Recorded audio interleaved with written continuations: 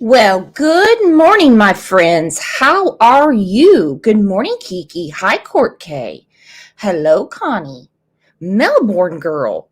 2 a.m. and you're up with all of us? My goodness. I almost overslept. I took a melatonin yesterday. Let me tell you what, my old ass can't do that.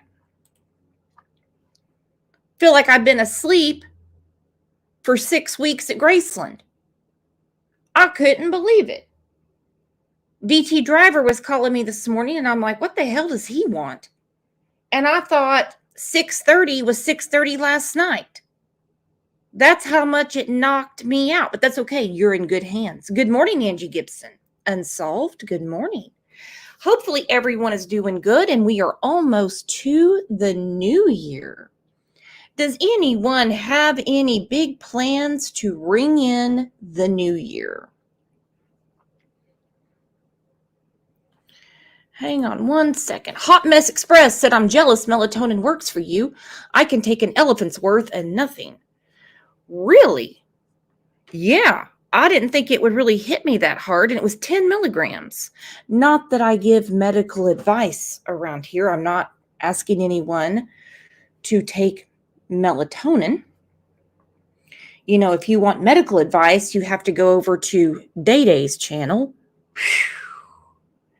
And I heavily suggest you do not take any of that medical advice. I mean, nada, none. Well, hang on. Miss K said, I'm making kaleidoscopes and staying home. That is the safe thing to do. Because let me tell you something. Those amateur drunks that are out on the road or out at the restaurant or whatever, they think that they have to be falling down in their own puke to ring in the new year. Do they not? And it drives me insane. So I'd rather just stay at home, watch a movie, yell at my husband, and play with OJ. I mean, that's just kind of how it goes. How about you? Chrissy said, sleeping into the new year. Yeah, Kiki said, no plans, would rather be at home. You know what I'm talking about? I mean, you get those people and they think that they have one night a year to go out and do something fun, and they just make absolute fools out of themselves. There's all those damn roadblocks and everything. Not that I have to worry about that. You should always Uber home if you're going to drink. And it's like, look, you amateur drunks, I'm a pro. You can't sit with me. You can't sit with me. True Crime Beat said, so much happening today. What's going on, girlfriend? Did you get a promotion? What's going on, True Crime Beat? Jules says, I have a DD. Well, I'm not worried about you, Jules, because I know that you are not an amateur drunk. And I mean that in the best way I can. TCB said, I can't drink. Probably a good thing. We spoke about that yesterday on the show about Summer Wells, where another creator was advocating for Dawn Wells, who just drinks a little. That's like telling an elephant they're just a tad bit big. That is insane. But thank you so much for being here, everyone. Again,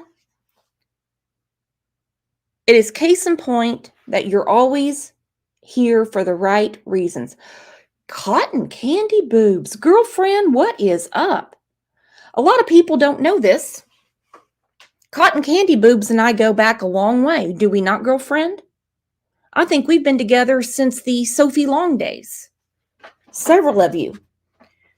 Before there was even a channel. TCB said we can start a non-drinker party. Oh, like Revenge of the Nerds, where everybody just stands against the wall and looks at each other? Count me in. Count me in. Yeah, it's, hang on. Chrissy said the Idaho house is being torn down. You know what? I was going to do a show about that. I really, truly was. I just don't know how to hold my tongue. I really don't. Because this goes to show you that families that are victims of crime do not always get their way. And the families, at least I know 3 of them, did not want the house torn down for many reasons. And I think that all of their reasoning was valid. And they're tearing it down. And how lovely is that? They're doing it during Christmas break while most of the campus is at home. Smart, huh? They were supposed to do it last summer and then they put a halt on it. Seems to me that someone slipped a Mickey in there, if you know what I mean. Well, let's get to the show. First off, a lot of people have been asking me about Jules's kitty. Well, everything seems to be going good. She sent me this video yesterday. She kind of has her own OJ, except her cat seems to be nice. Here is Jules and her new kitty, Scout.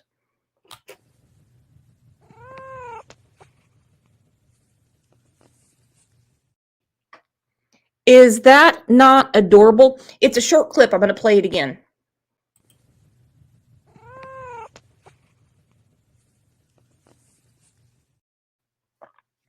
Look at that grin on Jules's face.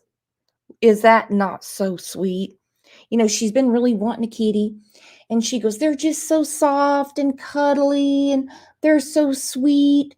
And I'm like, I don't know who sold you that bad bill of goods, but if you're around OJ for very long, you'll know that that sweet and cuddly goes out the door real quick. I took down all of the Christmas decorations yesterday. Believe it or not. Wore my ass out. Wore my ass out. And the one thing that I had to leave up was OJ's stocking. Because, of course, it's full of snacks and everything.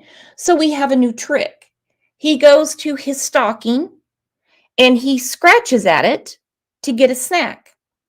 Wait till his daddy gets home and realizes that once again, he is being commanded to do something. Here is OJ at Christmas. Now, in the background, you're going to hear National Lampoon's Christmas Vacation, and it's actually fitting for OJ. Right here, with a big ribbon on his head. And I want to look him straight in the eye, and I want to tell him what a cheap, lying, no good, rotten, four-flushing, low-life, snake-licking, dirt-eating, inbred, overstuffed, ignorant, blood-sucking, dog-kissing, brainless, dickless. And if OJ could talk, that is probably what he would say.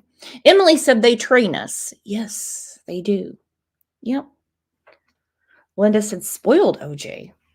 Yes. And Jules, her kitty, will be soon too. Next thing you know, she's going to be asking the cat what he wants for dinner. Hang on, Connie said my cat doesn't like treats. Seriously? How in the hell did you luck out like that? Because this fat ass, if his belly is even a tad bit empty, it's... I was talking to Jules on the phone one day, and like an idiot, I asked my cat a question. Yes, I do that. Yes, I do that. And you could perfectly hear him go, meow. Like he talks back. And Jules goes, did he say no? And I'm like, yeah, he's a real asshole. Okay, well, you know what? You guys aren't assholes. Let's take a second and let's tell everyone good morning. And thank goodness it is Thursday.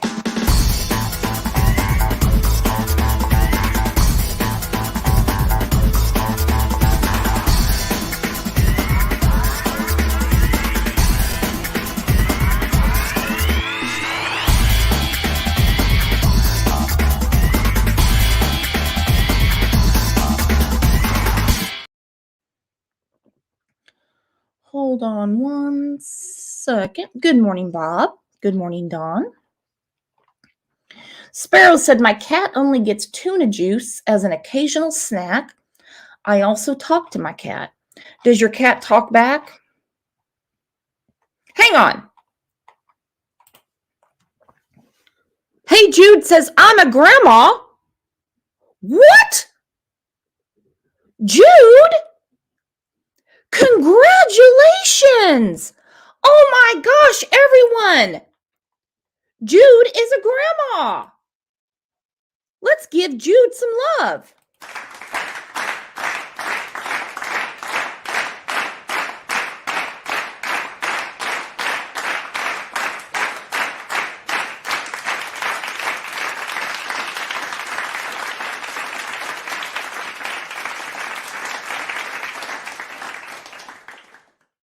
What a blessing, Jude. She said, so thrilled. I'm thrilled for you. I am thrilled for you. Now, when I had the talk with my boys, well, when they were boys, the birds and the bees talk, I didn't realize that they would kind of like take it the opposite way, because it seems like they haven't figured it out yet, because none of them have given me a grandchild. Lisa said, let's hear the details. Yeah, Jude, come up and tell us about your grandbaby. I want to hear all about your grandbaby. Chrissy said, Siamese never shut up. Well, and for that matter, neither do kids, but we're not going to remind Jude of that, because she's going to be bossed around really quick. Real quick. And she's going to love every minute of it. Stacy said, I have 11 grandchildren. Dang. When do you start shopping for Christmas, Stacy? So basically, you have a birthday every month. God bless you. And I know it's got to be a blast. Baby boy, Michael, 6 pounds, 4 ounces. Oh, I bet he is adorable. Have you gotten to see him yet?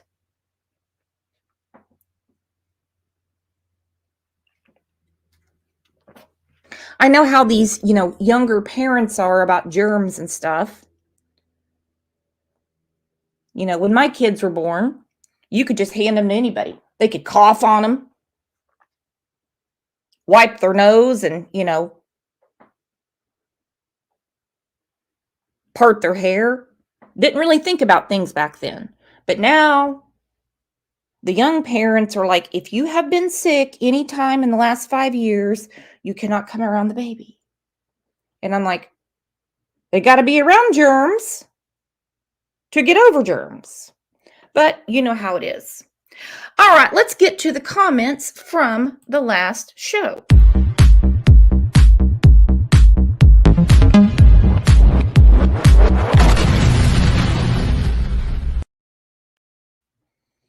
Our friend Stephanie Morrison said, I took screenshots. Don't know if I'm seeing things, but I swear you can see a child in her right glasses lens. Does anyone else see it? Well, let's look. Okay, this is from the last show. And I know a lot of people have been talking about her glasses reflection. That is Sarah Wandra.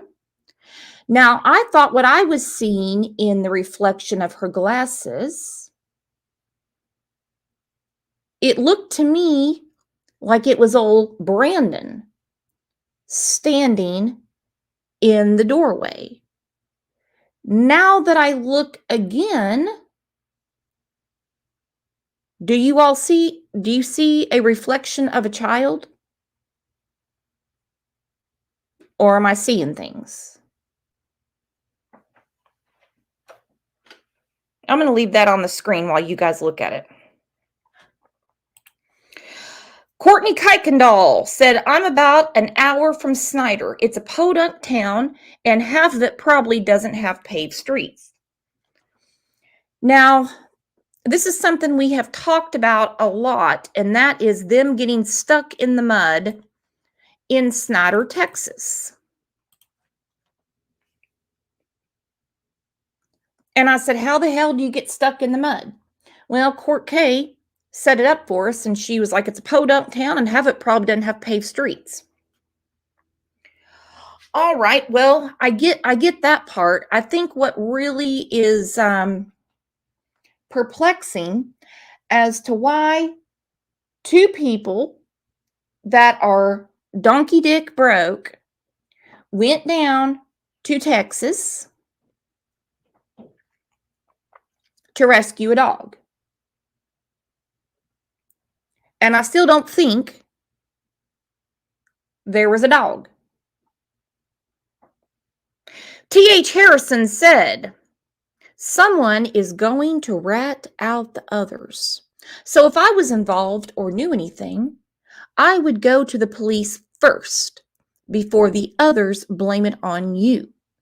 Make a deal with the police before the others blame you and send you to prison for the rest of your life.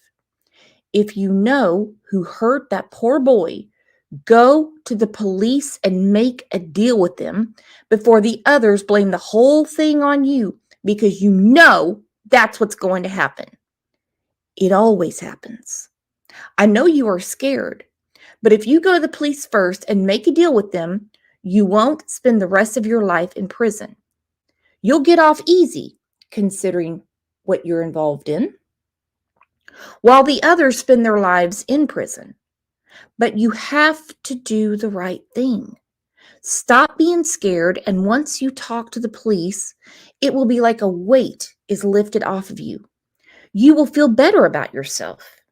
You need to get this off your chest. You know it's been killing you. Wondering when the police are going to lock you up. You'll feel so much better if you talk to the police. Please don't let the Vaughn family suffer any longer. Let them put their boy to rest. Please do the right thing and bring their boy home. That was a very, very powerful comment. For once in your life, just do the right thing. Please, this family has been through enough. They're going through it every day. Spoke to Brandy after Christmas. All the children opened their gifts, but there were gifts under the tree left unopened because Michael is not home. So they go back into his room along with his birthday gifts, Halloween, Easter, and they're waiting for him to come home. Now, all of us just had Christmas, and I guarantee there weren't any unopened gifts.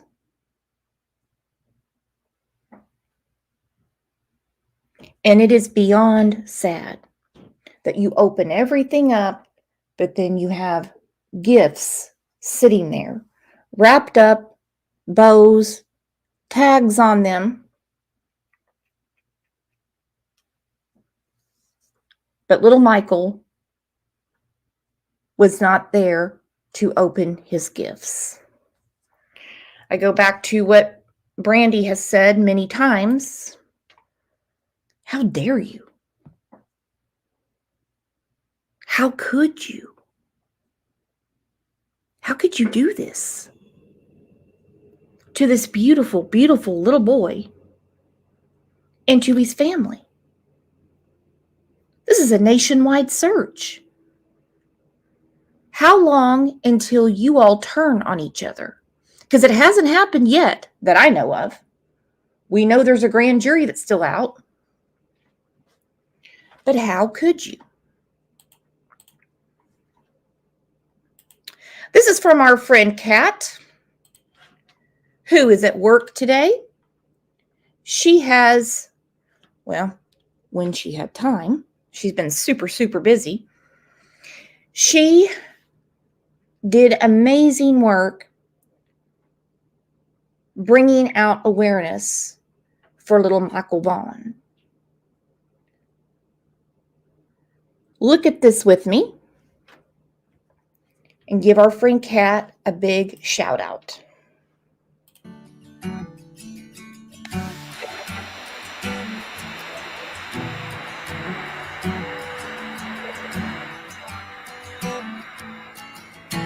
April showers in the month of May. Every day is a struggle. The ground's still wet and the sky's still gray. He's the sweetest little boy in the world.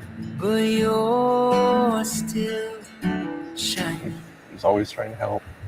He's perfect with his sister. They have an amazing relationship. No melodies or words to say. He's a wonderful, wonderful little boy. Singing. And it keeps me breathing. When I Keep his face out there. Don't let the story go away. Bring him home. to a million pieces. We do, comic books, monster trucks.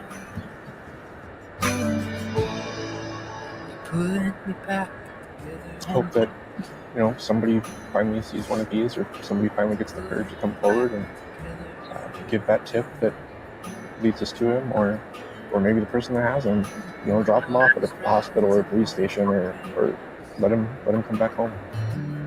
Through your tear-filled eyes and your hands that shake, darling, I'll be steady. When you're at the end of your tired road, We just know we can't give up, and so we have to have hope. We maintain that hope that he's coming home. We want our baby home. Darling, I'll be ready when you fall apart. To a million people. And he doesn't deserve this. Where it starts. Hoping every day gets us closer to being whole again. Put your back together. Put your back together again. Put your back together. Put your back together again. When I fall apart. Please. We are begging as a family, as a whole, as a community, as the world. We're begging, please, have your strength and courage to give us something to bring Michael home. And Monkey, we love you. When you fall apart to a million pieces, and you don't know where to start. My best little buddy. I'll put you back together. He's coming home, and they're not going to give up. I'll put you back together again. Put me back together.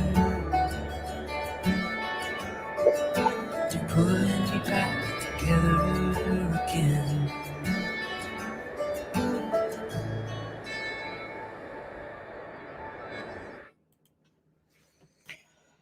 Well,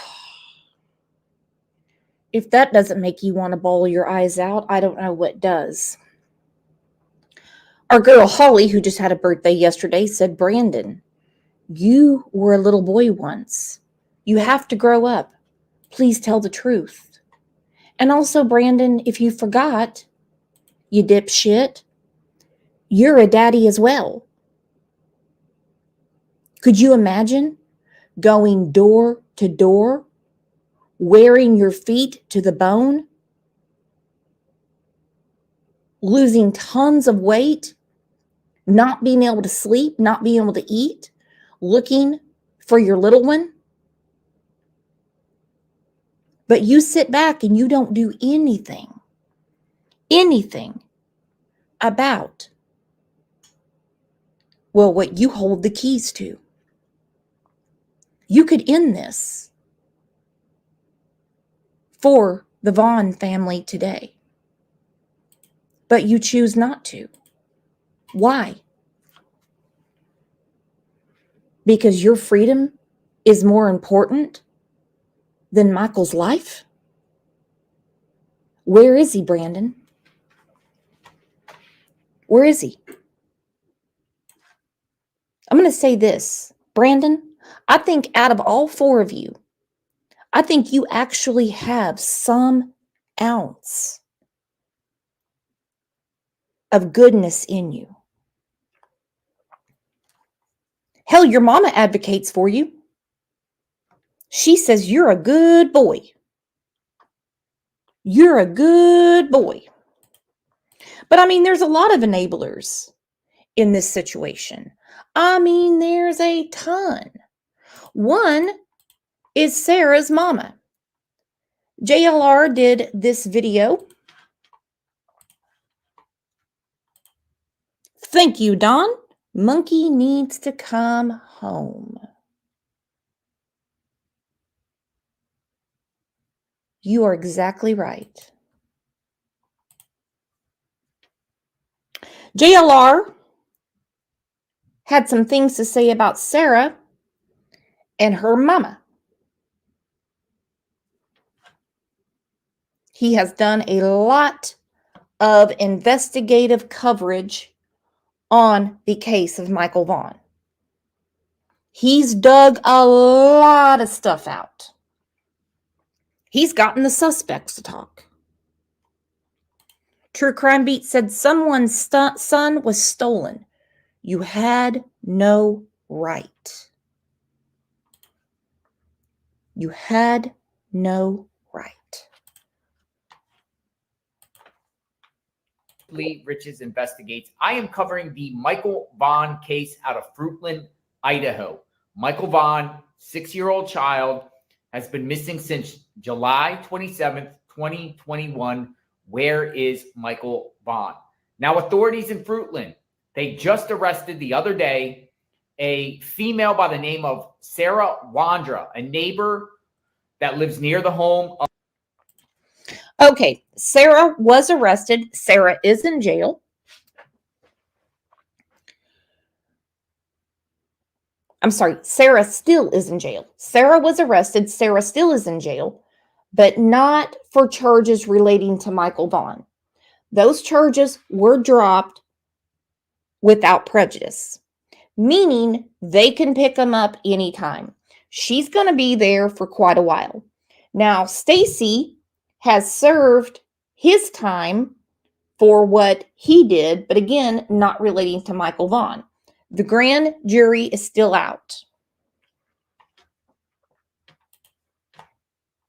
Of Michael Vaughn's family, charging her with failing to report a death to law enforcement in connection with Michael Vaughn. Authorities are searching her property right now, looking for any signs of Michael Vaughn. But who is Sarah Wandra? And I've been digging in very deeply on Sarah Wandra, her associates, her family, friends, business dealings. On her Facebook page, Sarah Wandra, she has a relative listed. And I'm going to share that with you right now, and we are going to discuss this. Check it out. This is the public Facebook profile of Sarah Wandra. And if you go to the About, you look down and you see relationship. She's in a relationship with Stacey Wandra, but you see family members. Kimberly Wright, mother. Kimberly Wright. Listed as her mother. As Sarah Wandra's mother. Okay, safe to say she's not Sarah's biological mother. I mean, they don't look anything alike. Sarah was adopted. Exactly, TCB. Good job, JLR. I get really tired of people giving him shit all the time. I really do. He's doing amazing, amazing, amazing work, and he is ballsy. I think I'm going to do a show, JLR's top 10 of the year. I mean, what is it? Him in Eagle Pass, Texas right now. When he went to the Wells hotel room or motel room and knocked on the door. When he was outside of the suspect's home in the Charlotte Sena case. He's all over the place. We can do a whole segment. Instead of where in the world is Carmen Sandiego, where in the world is JLR? All right, so safe to say, this is not her biological mother. Listed as her mother. As Sarah Wandra's mother, according to Facebook. So on Sarah Wandra's Facebook, she has a Kimberly Wright listed as her mother. Kimberly Wright. Who is Kimberly Wright? So I started digging around Google and I found some very disturbing things about Kimberly Wright. This is just one of many examples. Check it out. This is a newspaper article by Oregon Live about Kimberly Wright. Kimberly Wright gets almost 10 years in prison for stealing $82,000 from an elderly Milwaukee man. Okay, this is Sarah's mama. Now remember, Sarah and Stacey were living in the home that her parents own.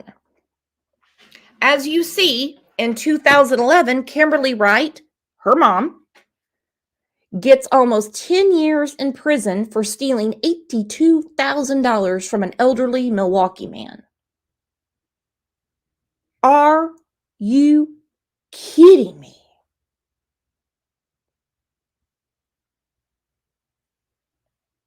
Are you kidding me?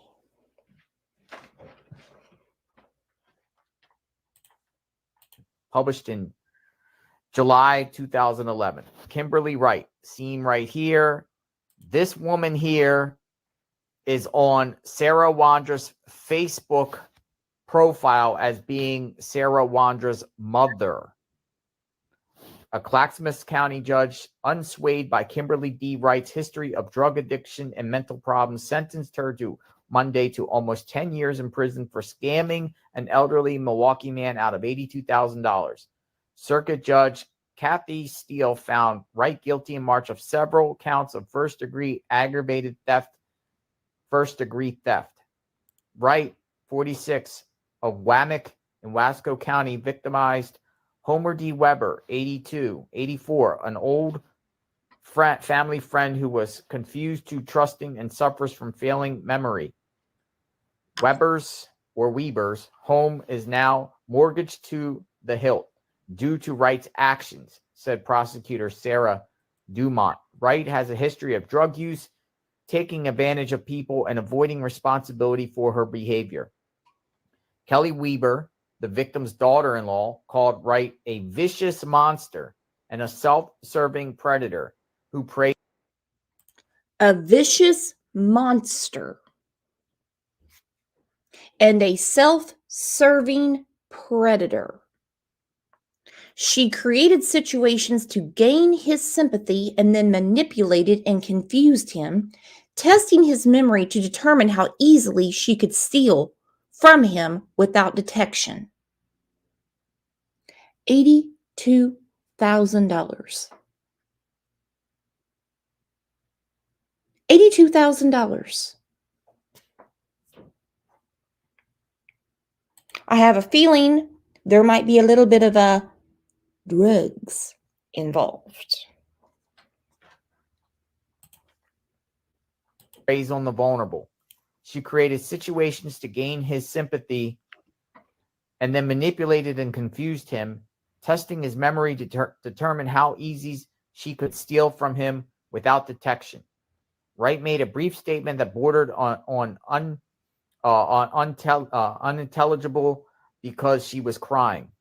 Then Steele sentenced her to 9 years in prison and 7 months in prison. Wright was convicted in 2003 of first-degree mistreatment for bilking an 81-year-old woman out of money. Wright withdrew all the money from the woman's bank account and put it in her own account, using $7,000 to buy herself a car. Wright also has been convictions for cocaine possession and bigamy. Bought herself a car. Bought herself a car with these elderly people's money. Bilked is not the word for it. And here we go. Y'all are going to love this. Her attorney, Gary Bertoni, said she has a troubled past. Mental problems, including multiple personality. Woo! And battled severe drug addiction for most of her life. He asked for a lesser sentence of about 3 years in prison, coupled with in-custody treatment for her mental and drug problems. Now, is it just me, or is everyone getting a little damn sick of hearing about who didn't get the pink bicycle at Christmas? Or who has a history of drug abuse, or who has a history of alcohol abuse? Multiple personalities. Didn't Letitia try that? Didn't Letitia try that? Hell, she had a world-renowned so-called expert testifying for her. Well, that went over like a lead balloon, did it not? Ridiculous. I don't care if she's high as a kite. She knew, because this was a calculated endeavor to steal all this money. You see, it wasn't like there was $82,000 just laying there on the floor and in her drug-induced stupor. She is like, oh, I'm going to pick up this money and I guess I'll find out who it goes to. Oh, my multiple personality kicked in. I guess it's for me. No, she's a criminal. She's a criminal. Just like her daughter. Wright's attorney, Gary Bertononi. I'm sorry, I cannot pronounce these names right. Said she had a troubled past, mental problems, including multiple personality disorders, and battled several drug addiction for most of her life. Bertoni asked for a lesser sentence of about 3 years in prison, coupled with in-custody treatment for mental and drug problems. Steele said that Wright may have mental health issues, but they were not connected to her criminal behavior. So, this woman here... I have to hear that again. Hang on.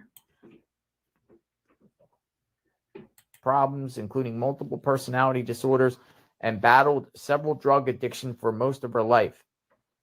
Bertoni asked for a lesser sentence of about 3 years in prison, coupled with in-custody treatment for mental and drug problems. Now, I love this.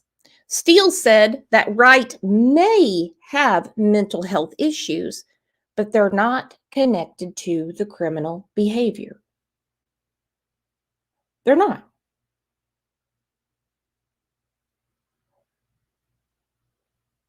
And good luck on that get out of jail free card. Because several states, Idaho is one of them, don't deal with it anymore. Which is sad for those that truly have a mental illness. Our friend Holly said, everybody's a victim. The victim is Monkey. Yes. Steele said that Wright may have mental health issues, but they were not connected to her criminal behavior. So this woman here is on Sarah Wandra's Facebook page as Sarah Wandra's mother, Kimberly Wright. Now it makes me wonder, is Kimberly Wright really Sarah Wandra's mom? Are they related? Or is this just Sarah Wandra claiming that Kimberly is her mom, kind of in an agreement there just to say, hey, that's my mom? Are they really related? Or is that adopted mom, biological mom? Kimberly has an extensive past criminal activity. Sarah has a lot of criminal activity in Oregon. Both are from Oregon originally. Did they meet in prison? Both have theft charges. Were they incarcerated together anywhere? Is Kimberly involved with this case in any way? The Michael Vaughn case. Knowing that Police Chief Huff said there could be others involved. What do you think? I am covering the Michael Vaughn case.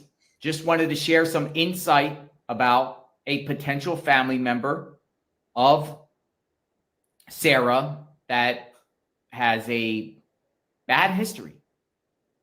Just like a lot of other people that have been centered around the Wandras. Stacy Wandra, Sarah's husband, and Sarah. A lot of bad people centered around them, and Michael Vaughn is missing. Subscribe. And Michael Vaughn is missing. And yes, please subscribe to JLR's channel. As Sarah. Okay, so here is Kimberly Wright, who claims to be Sarah's mama. Now, take a look at her, okay? We know she's a thief, convicted. It's not alleged. She's convicted. Now look at Sarah. She's the one on your screen to the left of the hamburger. I don't think Kimberly squeezed this out. And I don't mean the hamburger. Seems to me that the con job has gone on for a very long time. And it's disgusting. Disgusting. And get ready, in the comments, I'm going to hear, I'm so sick of her fat shaming. I'm not fat shaming. I'm not body shaming. I'm child abuse shaming. I'm kidnap shaming. Abductor shaming. There's a difference. Right there, there is Kimberly. Built 82 grand out of an older person. 7 grand and bought her damn self a car. And I'm supposed to believe that this big bitch on the left side of the hamburger is her daughter? No. No. Not at all. V. Oakley said scammer shaming. There you go. There you go. Because we all come in different shapes and sizes. Let me tell you what, I have been every size under the sun. Whew. My closet is full of different sizes. Okay? Full of them.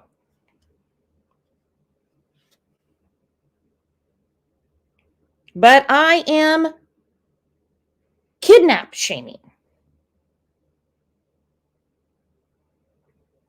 Kidnap shaming. Crime shaming. Thank you, Jules. And if any of the suspects or Brandon's mama, Tina, are listening, again, this is what you have taken from the family. What is that, monkey? Bear. What is that? Hi.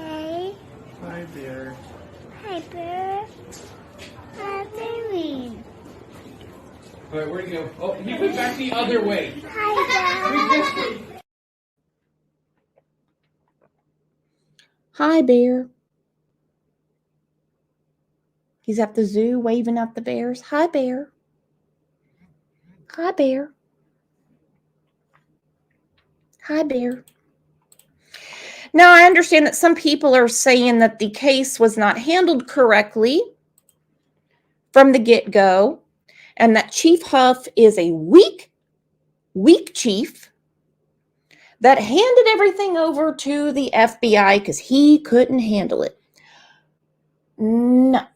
One, I'm sure he didn't have the manpower because it's not an everyday crime he was dealing with. Oh yeah, look at some of the comments. However, Fruitland, ISP, Mountain Rangers, I mean, you name it, FBI, have been on their tail for a very, very long time. I know several people have asked about the FBI agent that was stationed, I should say, in Fruitland, and then he left. Well, it's not because the case is over. It's because he retired.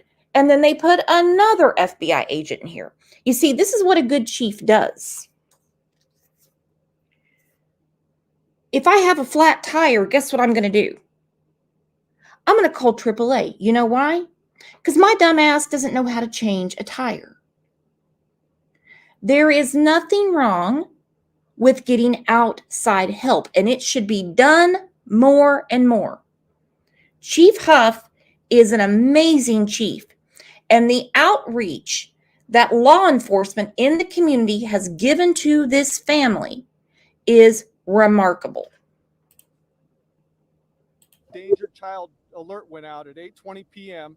with 4 different alerts via email, phone call, text messages being issued to area residents until 11:20 that night. Michael's image and information went out to law enforcement to a nationwide database known as NCIC, which is the National Crime Information Center, that same night. Since the time of notification, the Fruitland Police Department, the Federal Bureau of Investigation, the Idaho State Police, and the Boise Police Department, assisted by 13 different law enforcement agencies throughout the state of Idaho, conducted a complete and methodical, thorough searches. These searches included nearly 200 residential homes and properties and interviews of all the residents. You know, 5-year-olds can get into almost anything. And if our girl Snow was here, Angel just put some lovey signs up. There goes Jules right there. I guess we should have made a Chief Huff calendar for all the ladies. Because as much as we try to convince Snow that the man is happily married, she still thinks she has a chance. So we've looked through nearly 200 garbage cans, drained canals and irrigation ditches, and pumped a septic tank in the area that had a makeshift 2x6 wooden plank lid. We've gathered 60 different videos from residential and... Okay, this is called transparency. This is when, and we have seen other cases when they're like, we're not going to share any more information. Rightfully so. It's their investigation. How they want to handle it, they handle it. He's telling them, we have pumped septic tanks. He's going through everything, anything that we have thought of. He's telling the public, we have done this. Now, back to the family.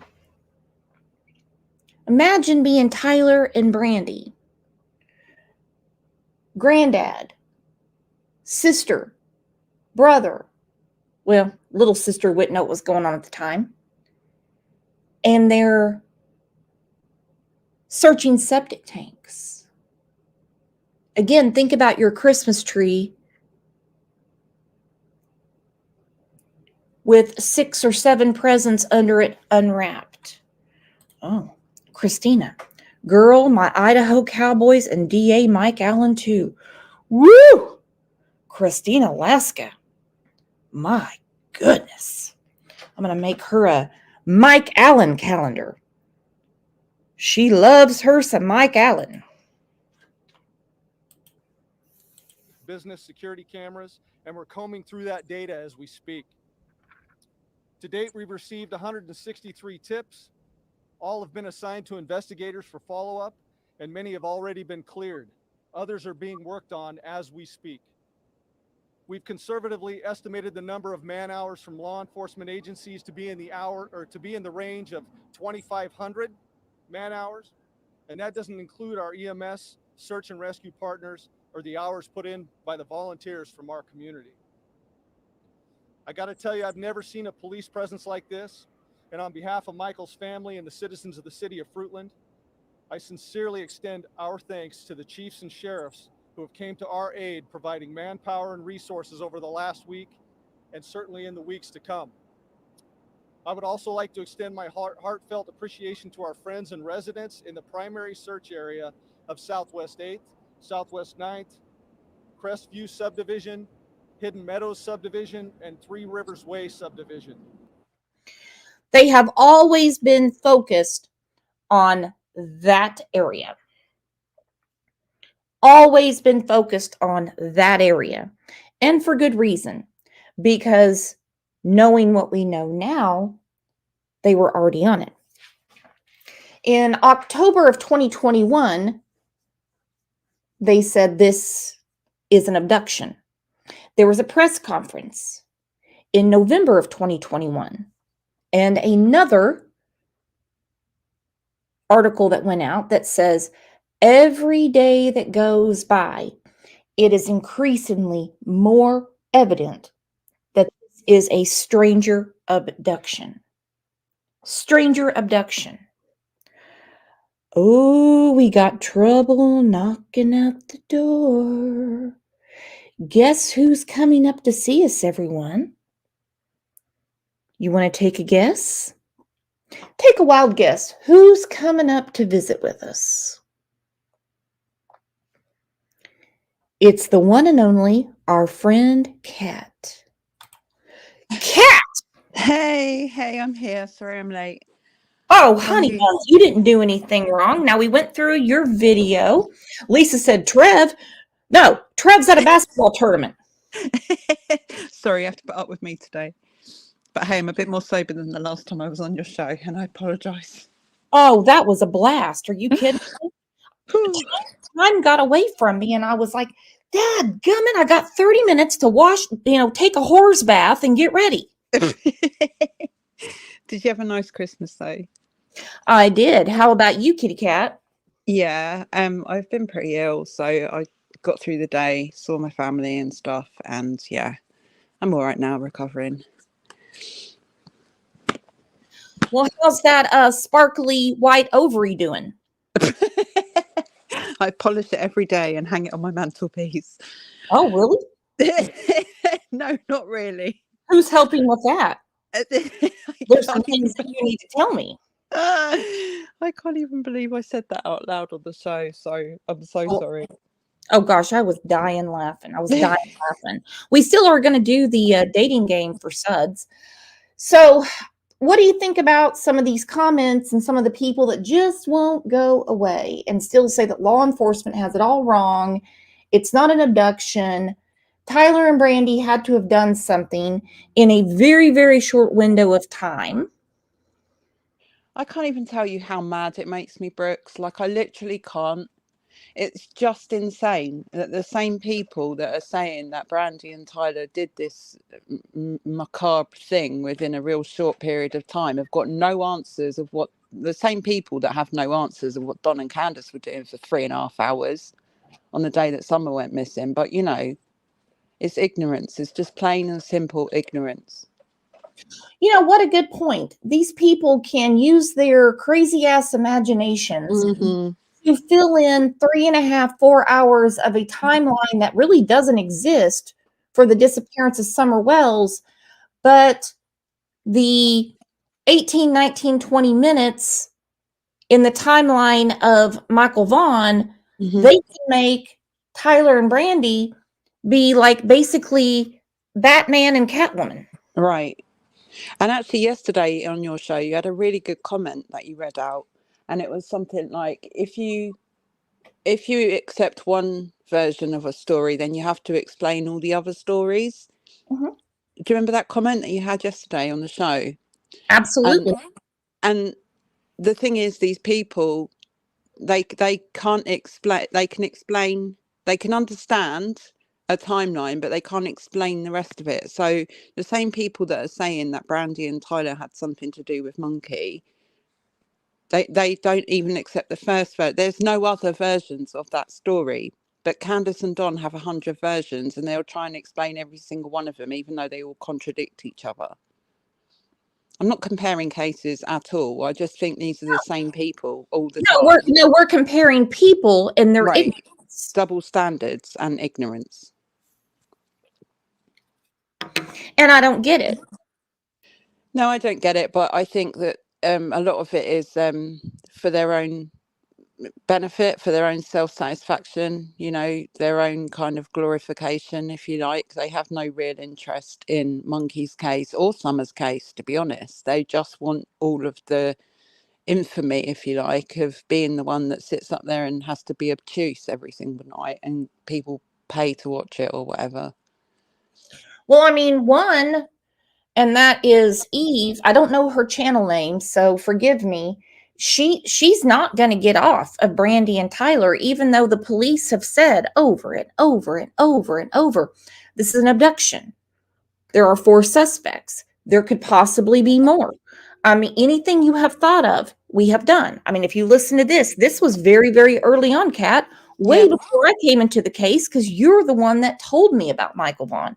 Hell, I didn't know. Look at this clip right here. Wonder if Dolly's little stunt will change Brandy's mind about him. Come on now.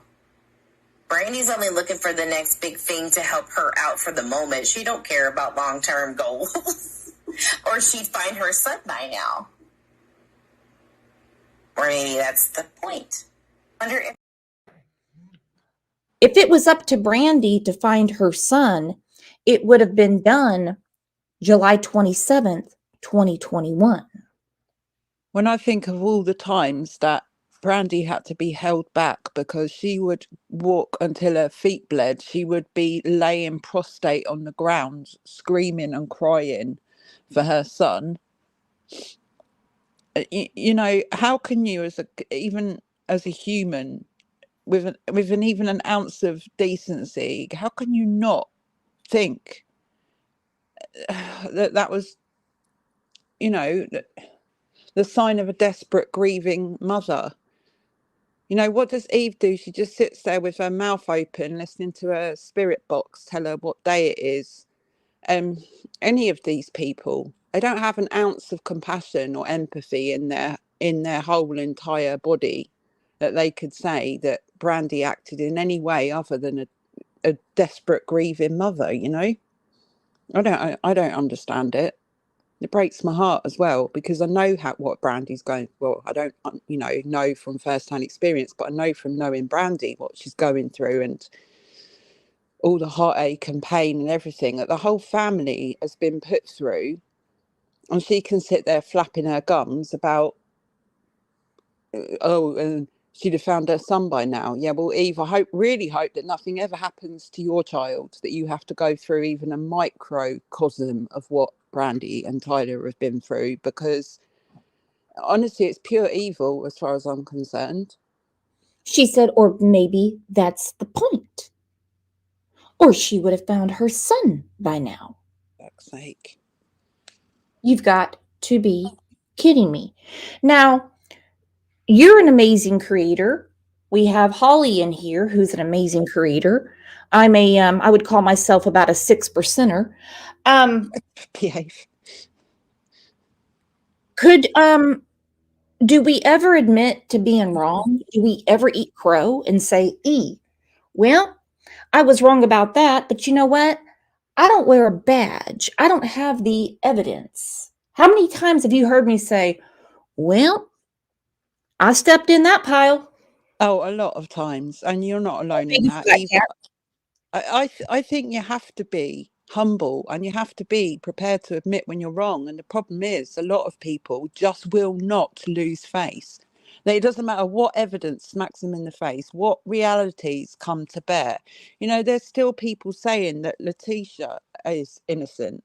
Even though she's been convicted, there's still people that will hold her up as a paragon of virtue, and she did nothing wrong, and it was a witch hunt and all the rest of it. I mean, come on. How low do you have to be as a human being that you can't bear to admit that you are wrong?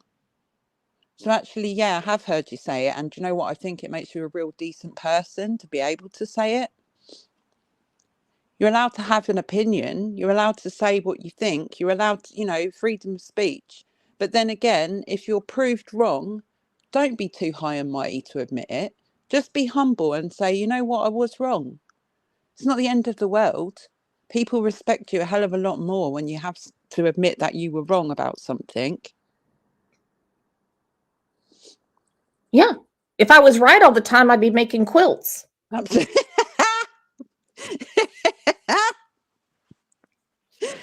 Oh, my life. Sorry, I just had to get that in there. It's funny. It just drives me insane. I mean, there is nothing wrong with just saying, woo. Now, this is out, so I'm going to not be dogging on the family all the time. Right. I was wrong. Here is my heartfelt apology. Look, I don't know you, but I see things a different way. Yeah. Don't double down on it. Like, literally don't double down on something where the evidence is staring you right in the face.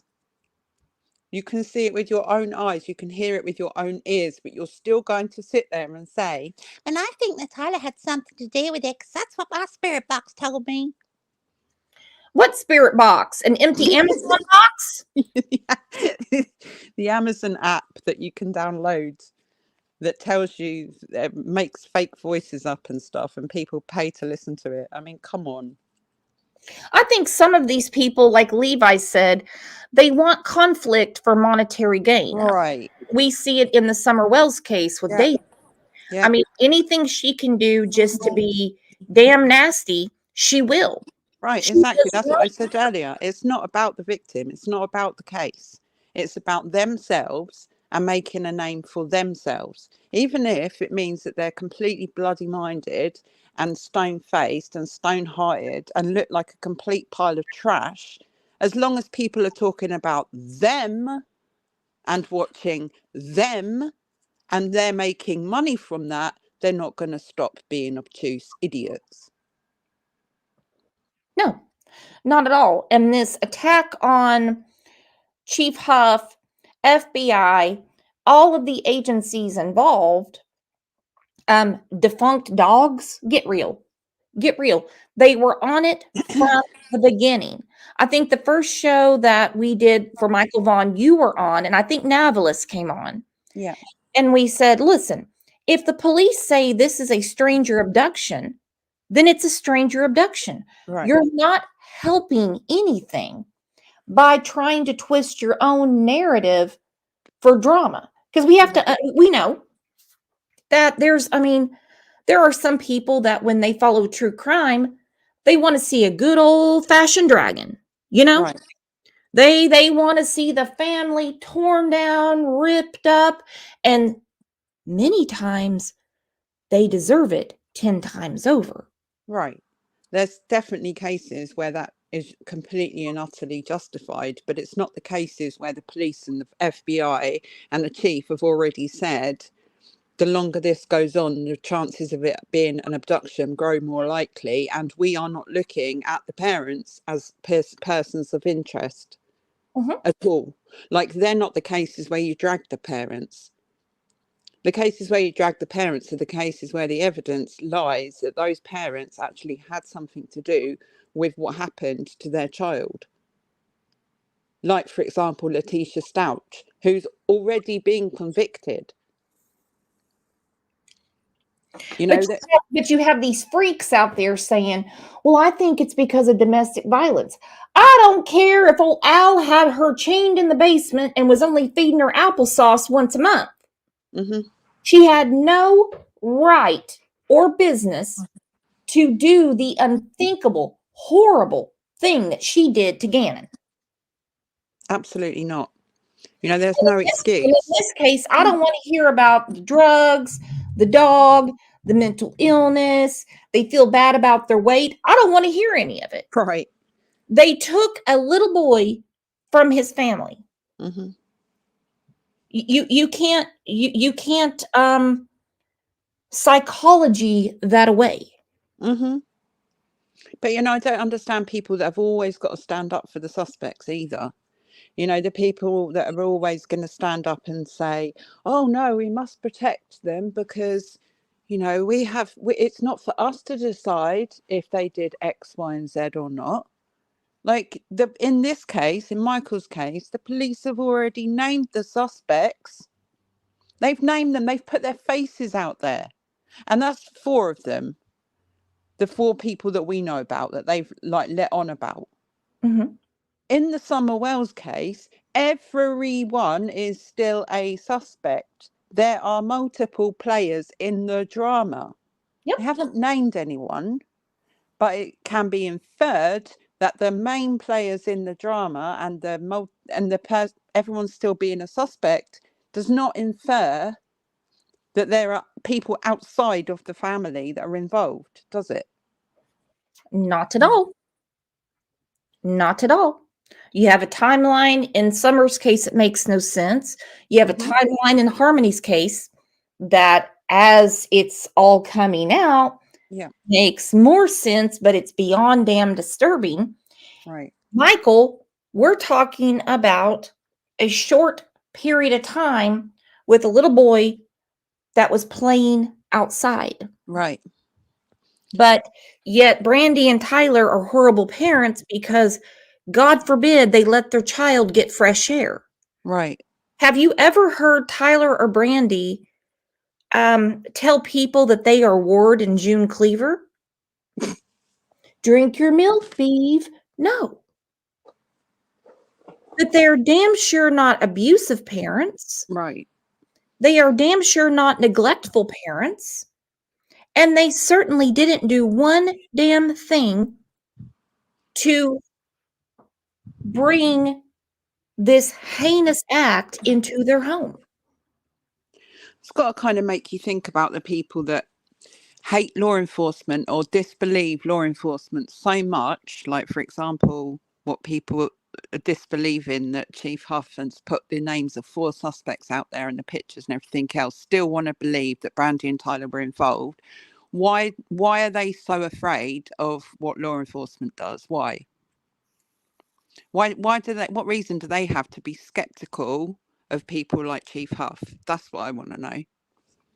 Because they're hiding something in their own lives that makes them want to deny what perfectly responsible, intelligent, mature FBI and chief police officers have to say on the subject of a missing child. Well, and if they paid any attention in 8th grade civics, they would remember you have to have evidence. Right. You can't just throw up 4 random people's pictures and say, Right. It's them. Right. Exactly. It's them. These are the people. These are the ones that we're interested in. Mm-hmm. Yeah. Can you imagine the lawsuits? If they had no evidence, they just picked 4 random people's names out of the air and put them on national television, national news across America. These are the 4 suspects, and they had no evidence and nothing, no reason to suspect them. Can you imagine the lawsuits that they would face? Why would they be wrong? Yeah, I'd be the first one to sue. I'd own that police department.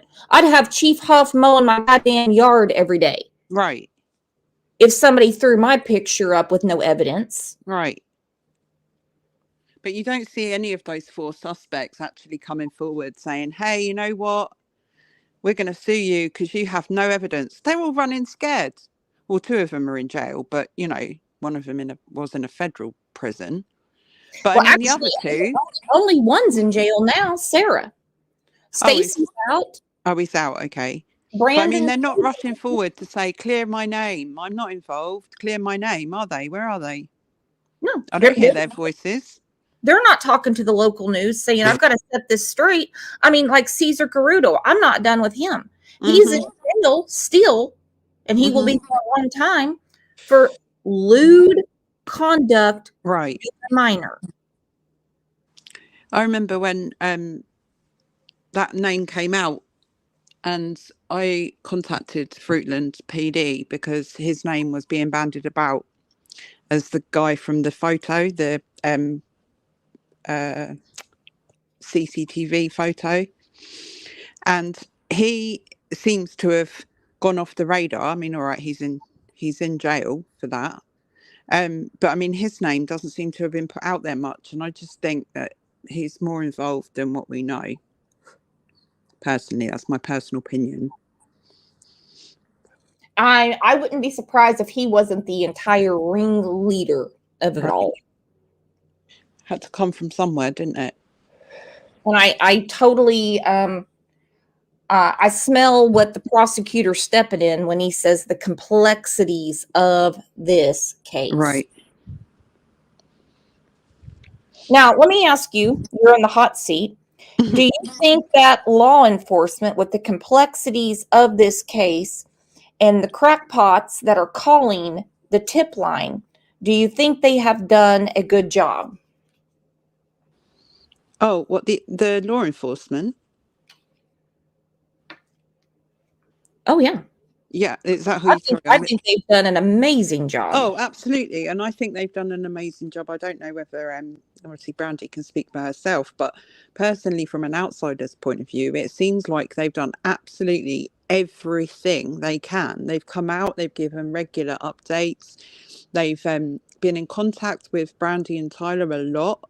You know, Brandy and Tyler are the kind of desperate parents that actually contact law enforcement for information. You know, they're not the type of parents that get arrested on DUIs and thrown into jail for other unrelated charges, and questioned about historic claims and stuff while they're in jail. You know, they're the type of people that actually communicate with law enforcement because they're not scared of law enforcement. They've got nothing to fear from them. They just want answers on what happened to their son. Do I think they've done a good job? I think they've done an absolutely stellar job. Absolutely stellar job. And I would have every faith and confidence in them. I mean, obviously, I'm not going through what Brandy and Tyler have been through, but if I was, these are the people I'd want on the case, for sure. On my team, for sure. Absolutely. Leslie from England said, what are the FBI doing? Apparently not enough. Well, as they said, it's a very, very, very complex case. And with our laws and our Constitution, they have to have evidence. And when you have 4, possibly more suspects, that is a lot to put together. And on top of it, Michael is still missing. Right. Like, what more would they like the FBI to be doing, would be my question. What could the FBI do that they aren't already doing or haven't already done? Mm-hmm. They've named the suspects. They've dug the garden, like the yard, out. They've investigated every single lead and every single tip that has come into them. And more coming. Right. I mean, you know, obviously we don't have the FBI in this country, but all I can think is I personally can't think of anything the FBI hasn't done that they should be doing, because I've got a feeling that the FBI know what they're doing more than I do. Absolutely. I guarantee they know a hell of a lot more than me and OJ. It's not their first rodeo, is it? No, not at all. And they have other case studies to do where they say, okay, this didn't work in this case. Right. This didn't work in this case. Snow said justice is slow. Any wrong move can cause a mistrial. And that is it, Snow. Mm-hmm. You can dig up everything.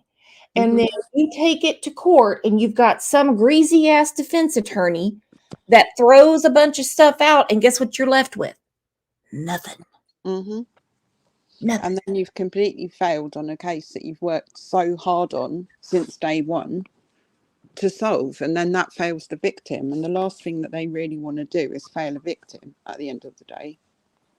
And I don't think that any member of this law enforcement, any of the agencies working on Michael's case, would ever want to face Brandy and Tyler and say, well, it seems that we messed up here, and Right. so we can't prosecute here now. Right. They know there's too much riding on it for that to happen. Well, we have Brandy backstage. You want to Oh, say hi to Brandy. Brandy? Yeah, I do really want to say hi to Brandy. Good morning, Brandy. Good morning. Good morning, Miss Hey, Cat. Brandy. Hey, Brandy. How are you? Oh, I'm here. I'm Oh, doing. yeah. It's been a rough couple days for sure. The kids Yeah. did have a wonderful and blessed Christmas. They had a great day. So I only cried 4 times that day. Brooks got the very first cry of the morning at 5 a.m. It's understandable. I don't even know how you hold it together, Brandy, but I know you do. And He got some beautiful angels that keep me going, that's for sure. yeah. I heard I came in, sorry, I'm late. Chief Huff mowing whose lawn? Snow. Yeah. Because I said, if somebody threw my picture with no evidence, I said, I would own the department. Chief Huff would be mowing my lawn. And then here comes Snow. It was music to her.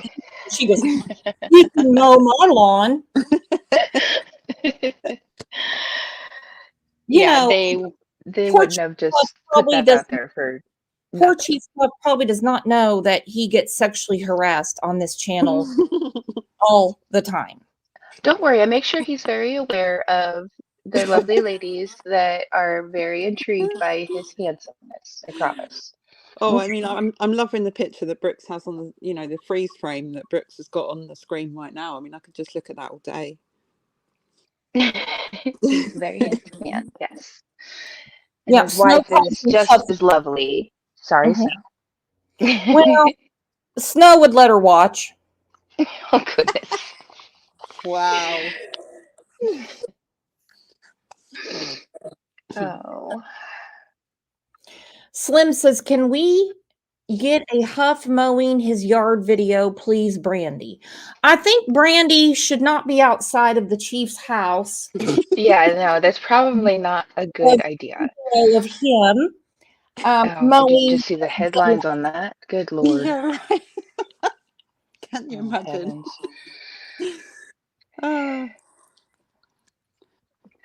They're very, very, very kind people, that's for sure. Oh, yeah. Absolutely. And, you know, Snow, I'm going to put it this way. And he has a very good sense of humor, trust me. So when I do bring things up like this to him, he does smile and he does, you know, come chuckle a little bit. And then his, you know, officers and people and stuff, you know, kind of poke jabs at him. They're just one big giant family there, I promise. They really are. They look out for each other and they look out for our community. Can he sign a T-shirt that he has worn to mow the lawn in so we can send it to, you know? Don't wash it. We'll auction it off and give it to we'll give the proceeds to JD's favorite charity. How about that? I'll ask him. Okay.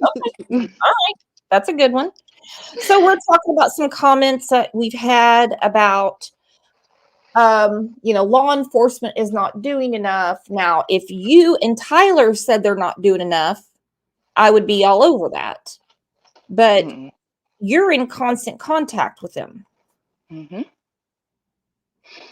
Well, let's see. Yesterday, we spent Friday with them. We spent with all of Fruitland's first responders' families. We were invited. Our family was invited, and this wasn't a community event. This was for the families of the first responders for the police department. And we were invited to have Christmas with them. Oh wow! It was really, really nice. It was very kind of them to do that. They didn't have to do that. But like I said a long time ago, you know, they've become family, and I even now more so believe that they feel the same way about us. I couldn't tell Yeah. you how much they do. And I was saying earlier, the fact that you have so much confidence and so much respect and trust and faith and hope in them is what makes me feel like they can be trusted and that there is reason to hope and have faith in them. If you didn't, and Tyler didn't, and your kids didn't have that trust in them, then I would probably be, asking questions. But it's what I don't understand, why people don't have respect for this police department and the FBI, because you have respect for them, and that's what should matter. The fact The that you utmost respect. Every time that I have ever come to them, Tyler's come to them, Grandpa's come to them. Come on, Isabel. Easy go. Sorry, my kitty cat. She's mad at me. I locked her out. There you go. Come on, girl. She's my old girl. Oh. Oh, yeah. She's Did 14. Did you see Jules's kitty cat? She's been wanting a cat. I did not. And she's like, I really want a kitty cat. They're so cuddly and lovey. And I'm like, Uh-huh. I don't know who, maybe I misinformed you. But out of the blue, this kitty cat showed up at the house. Here she is with her cat.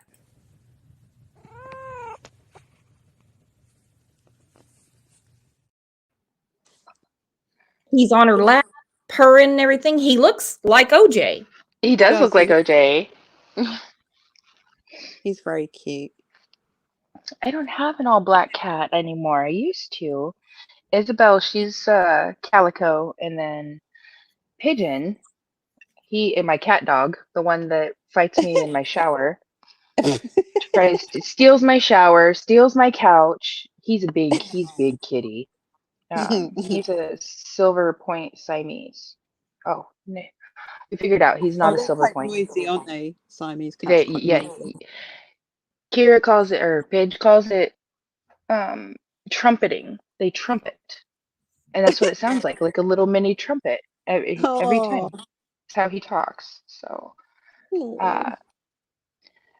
I have full faith in Fruitland Police Department, and I have full faith in the fact when something is a bit out of their norm, out of their expertise, they have never once said, no, we don't want outside help. No, we don't want FBI HITS help. No, we don't want the Cold Case Foundation's help. No, private investigators we've brought to Fruitland Police Department, and they were more than willing to work with them.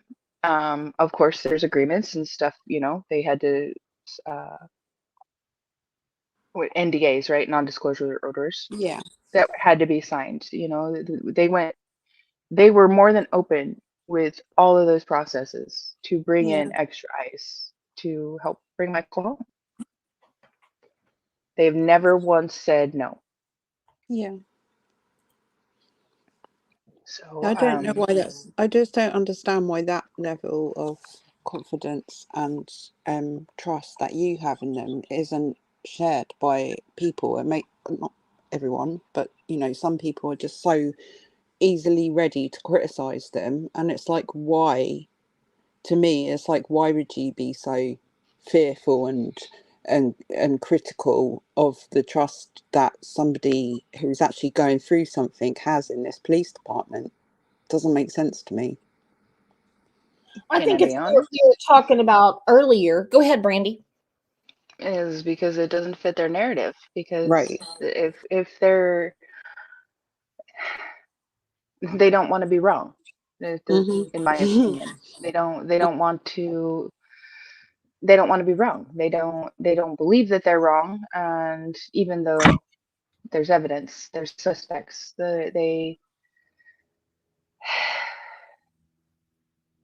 it wouldn't matter if the truth fell on their face and wiggled, they'd still say that the sky was falling. Right. That's exactly what we were just talking about earlier. People just refuse to be wrong. It's not even that they know that they aren't wrong. It's just that they will never lose face, because it's the second that they do that, in their eyes, they lose credibility as well. Whereas it's a much bigger and better thing to admit that you're wrong than it is to double down and keep on and on and on and on and on hammering at something that you know to be wrong. And Very well said. maybe it's just me, but I mean, especially Chief Huff in this case, he seems very emotional about Michael's abduction. And like, you know, like he wakes up at night thinking about it. Yeah. It's not just another file on his desk. There are pictures in every single one of their offices of Michael, different pictures. And every time I go in there, it seems like they put up a different picture each day, or maybe every week they change. They have pictures of Michael in every single one of their offices. You can see the effect, as much as it's taken on Tyler, myself, and our family, as well as all of Fruitland Police Department. And not just the officers. We're talking about, you know, the clerks that work there as well, the secretaries, the city works people. You know, they know, they all have, you know, they all have gifts and treats constantly stashed in their desks for Buggy. She calls, it's called Trouble's house. Trouble's house. That's what she calls the captain. That's Big Trouble. She's Little Trouble. But she'll go running through the whole department. Trouble, I hear. Where are you? And she knows exactly where to go. She just takes off down the halls, and I don't have to worry because we're, you know, in the police station. So she knows where she's going. But they'll come out of their offices, you know, and Bucky, come here. I got something for you. And she always leaves there with tons of gifts and candies and all kinds of stuff. She knows when she goes there, she gets spoiled. All of the kids do, actually. Of course, Buggy's with me, you know, a lot more than the older two. So they're very. They are, you know, they all have children that go to school with our children. Yeah. They have grandchildren. I think one even has a great grandchild about Buggy's age, but just they are just as emotionally torn as we are.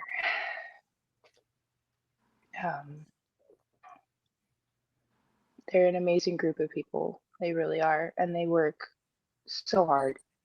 I can't imagine what they deal with on a daily basis, following leads, following tips. You know, I've heard of a few of them that they've traveled on and gone to. One especially, there was a sighting that the little boy looked a lot like Michael. And I wish I had a siren so I could drive as fast as they can. Yeah. But just that They are heartache. human. They are human, and like you said, they have children, they have grandchildren. One has a great grandchild, and this happened in their community as well. Not in their home, so it's totally different. But this happened in their community as well, and you know they have an oath to protect and serve. And I mean, you can just see it in their faces. It's like it's tearing their hearts out. Right, it's personal to them. Like Chief Huff said, you don't get to take away one of our children from our community. Like, it's a real personal thing for them as well. Those words will ring in my ears forever. You don't think that you can take one of our most precious citizens away and expect us to stop. Absolutely. Well, we're going through this press conference, and then we have some other stuff to go through. about how transparent they've been from the beginning, about where they were searching, a septic tank they drained. And I could not imagine being you, Tyler, any member of your family, going through all this, knowing the links they were going through to find Michael. Snow said other police forces should take notes. Yeah. Not saying Agreed. I check voicemail when I get in and then I get back to my regular work. Screw that. Chief Fuff has also Your said, you patience know, with our investigation does not go unnoticed. We've been through your homes, and in some instances, several times. And from my heart, I truly appreciate you. Our search and rescue efforts include the assistance of our citizens from the night Michael went missing to present. And I thank you, and I ask you to continue to search your property again. 5-year-olds are crafty and get into small places. Since notification, we've conducted an exhaustive ground search, employing the Idaho Fish and Game, Idaho Mountain Search and Rescue Team, the National Center for Missing and Exploited Children, both Fruitland and Sand Hollow Fire Departments, and a coordinated search effort by our citizens. We have methodically and thoroughly searched over 3,000 acres of farm ground with multiple certified canine teams, and we've searched 29 miles of riverbank using private fixed-wing aircraft, helicopters, sophisticated drones, boats with canines, kayaks, and paragliders. I'm unsure of the number of man-hours involved in that effort, but I'm sure it would mirror our investigative effort.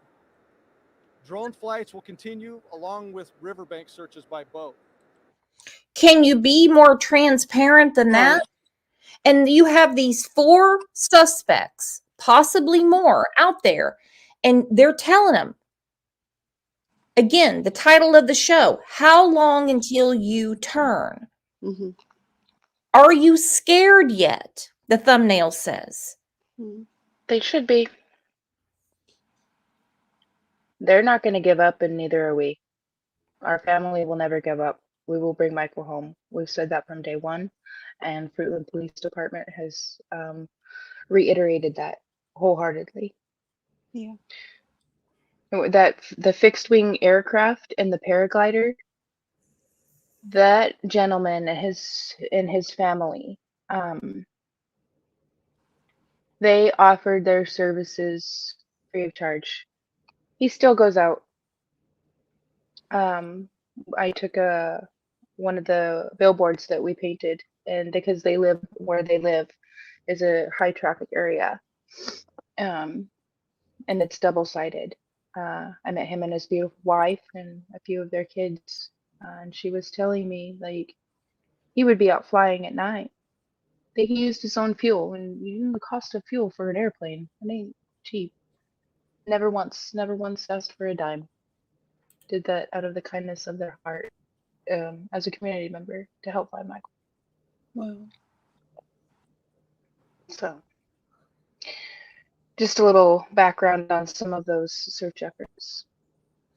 Truth to Light said the clock's ticking for those 4 and possibly more.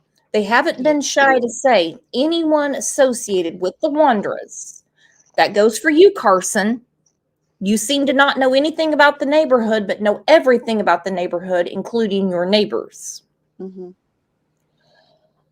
Dorothy. Caesar, I know you're in jail, and I'm sure you won't speak to anybody. They said anyone associated with the Wanderers, with Adrian, with Brandon.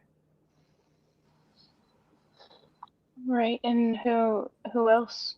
Who else? You know, I mean, they seem to have quite the eclectic taste for, shall I say, troublemakers, to put it politely. Well, birds of a feather, don't they? Flock together. Yes, ma'am. And I do think Carson knows more, and he's telling just enough to keep himself out of hot water. I don't believe he has anything to do with Michael's abduction, but I think they were setting him up to be a patsy. That's just my opinion. If I'm wrong, I'll say, sorry, Carson, you're a perv, but right. In this case, I was wrong. Right.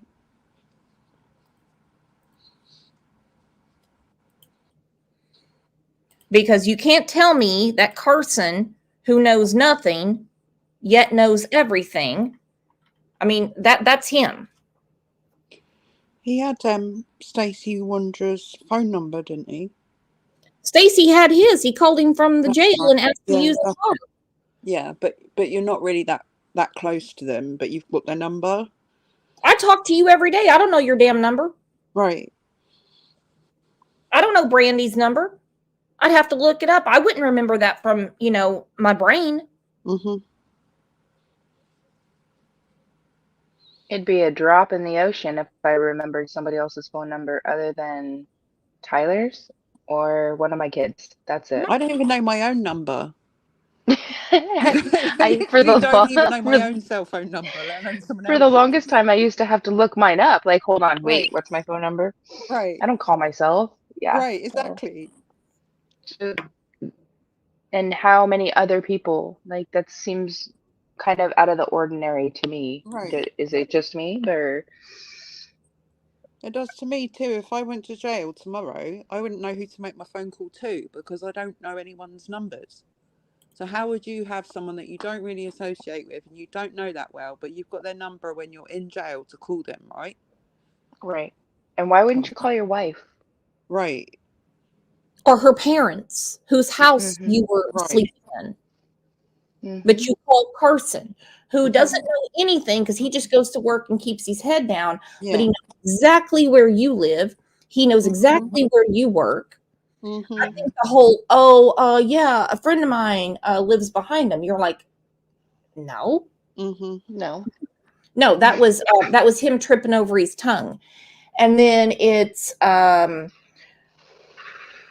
they asked me to watch the house when they were on vacation. Oh, he called me from jail. Oh, Dorothy bought a car from them. Oh, I did some taxi runs for him. Oh, I did some mechanic work for him. You know way more, Carson. Right. Right, it's kind of like Brandon saying, no, I've never heard of Michael Monkey Vaughan. Only this one time when we came home and they were all looking for Michael, I've never heard of him, only this one time, and then another time when they put the flyer on their fridge, and then these people are full of bullshit. Never ever except that one time. Never ever except one time. Yeah. Sarah stopped and said, hey, there's a missing little boy around here. Do you know where he's at? I'm going to look for the missing persons report. Yeah. Then we went to the gas station to get some milk. Okay, if we had an Amber Alert here a couple of days ago, I wasn't driving down the road and stopped and go, hey, Greg, there's a missing little boy around here. Do you know where he's at? We've got to get the missing persons report. Right. No. And thankfully they found the little boy fast. It was a custodial issue. Yeah. No, I'm telling you that those inconsistencies and stuff like that drive me nuts. Well, Sarah, I know you're under lockdown. Stacy, you're out. Brandon, you're out. Tina, I'm sure you are bleaching his diapers right now, waiting for him to come home and get some more money from you. Adrian, I understand that you've had a falling out with your daddy, but I think that he has a way to talk to you. So with all of that going on, Brandy still advocates for other missing children. Now, I tried to win Turtle Island to take the money to give to Brandy and Tyler to start the Michael Vaughan Foundation. Well, I got kicked off the island, eaten by sharks. Anyway, that was God's way of saying they've already got on their plate. It's not time. It's not time. There will be a time. But the thought and just the mere thought, Brooks, is amazing and beyond kind. There will be a time that we will make this happen. And I'm sure there will be many people to help. Like I said before, when I'm ready, I'm going to work with the foundation that has helped us with advocacy as well as peer support. So I can help other families as well. And really, that is honestly, I mean this from the bottom amazing. of my heart. You really are astonishing.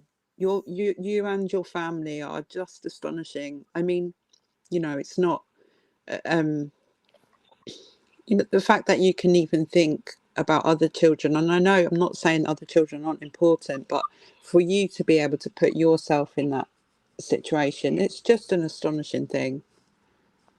You truly are amazing, Brandy. Honestly. Every child in this world deserves love, deserves kindness, and deserves people looking out for them. And all of Absolutely. these monsters need to be dropped off in the ocean and left for their own fear and survival. As a Millstone around good their neck. fear. Millstone around their neck, as Jesus said. Jazzy Jules said, I might be wrong on this, but the person's number has to be put on an accepted list on a prisoner call list. Right. I believe you are right. Slim. Yes, but see, he wasn't in prison. He was in a county jail. He was not in a prison. Mm-hmm. So there is a difference there. So I'm not sure how that works because I've never been to jail or prison in Idaho or anything or prison. Yeah, I was young and dumb once, but not even then. Jeez, I didn't have nobody's phone numbers memorized. Couldn't call nobody except for my mama. Hell, I don't know anybody's number. I know my husband's. I know my phone number from growing up. Slim Hauser said, first person Stacy called was a registered SO. Right. Mm-hmm. Now, that's pretty much all you need to know. Mm-hmm.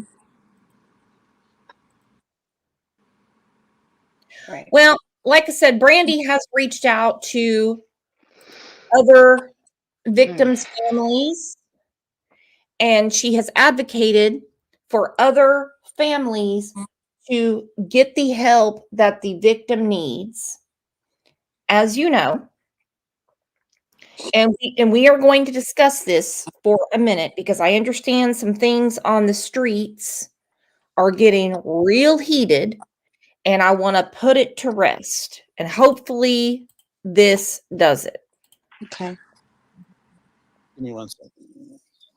But anyways, Don, hold on a second. Have you met Brandy Neal? No, I haven't.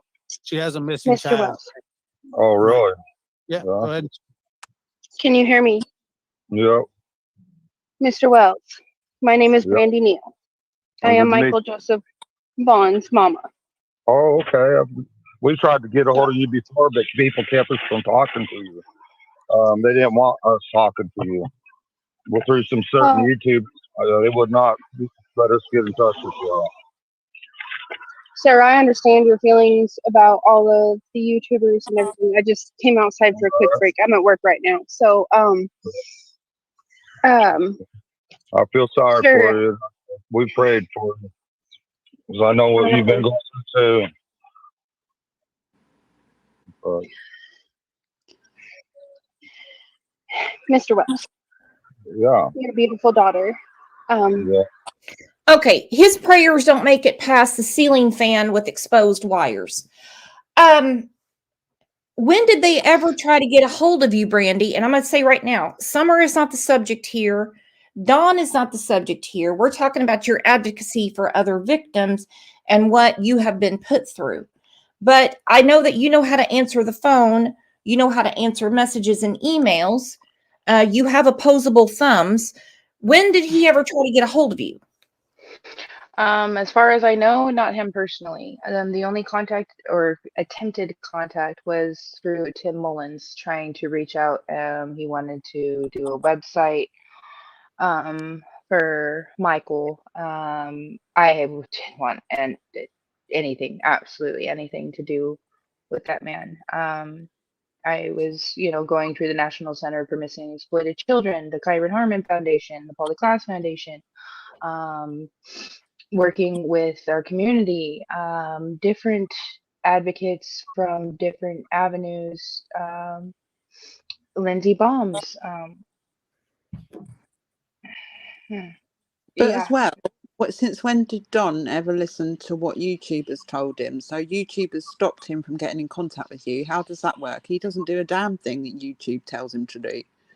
That is true. Otherwise, No, I've never been.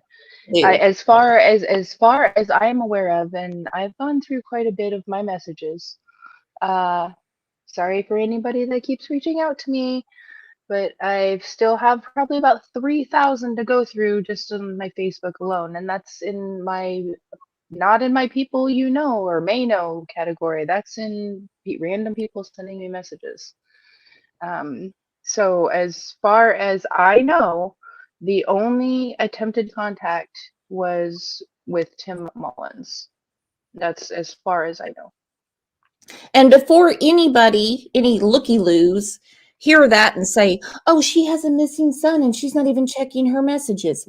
Listen, the number to get information to the ones that can help is at the bottom of the screen. You understand? right. Don't turn this around and say, oh, she's not even taking her messages. 208-642-6006. There's I have it also on speed dial. There's also an email address. You can just set up an anonymous email. You can use your old AOL account if you want. You don't Find need Michael at fruitland.org. You don't need to be sending her psychic tips, okay? Right. Yeah, those ones. 90% of them, well, okay, I will say 60% are psychic messages. 30% are prayers and well wishes. 5% are vile and nasty, and the other 5 have been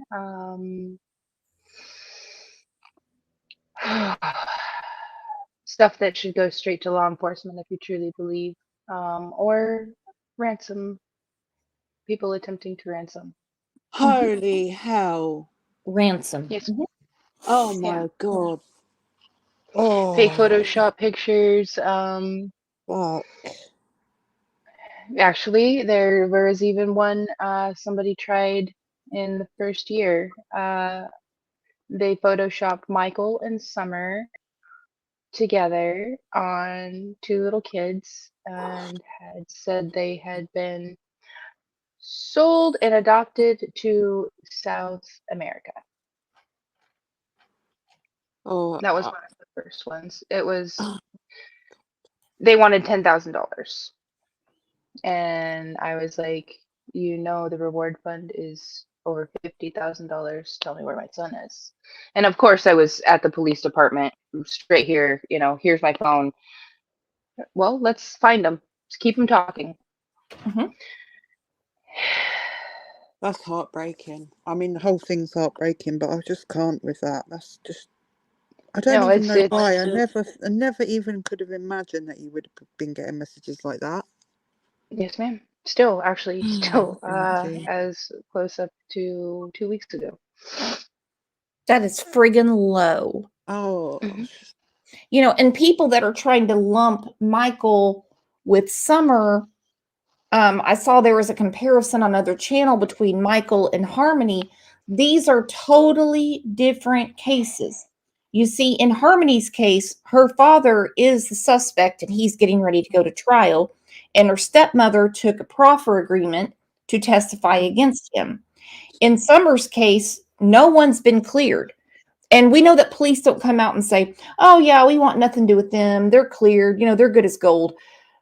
They say, they're not a focus of our investigation.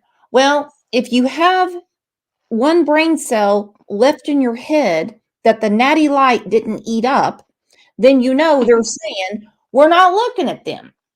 And so people are still calling Fruitland, and they're still calling Hawkins County, trying to put Michael and Summer together. So on one hand, you have a family that is the focus of the investigation, And on the other hand, you have a family that is not. And Chief Huff addressed it. You know, we haven't. Although I know there are some similarities, such as the Summer Wells case, but we just haven't been able to tie that to that case. So.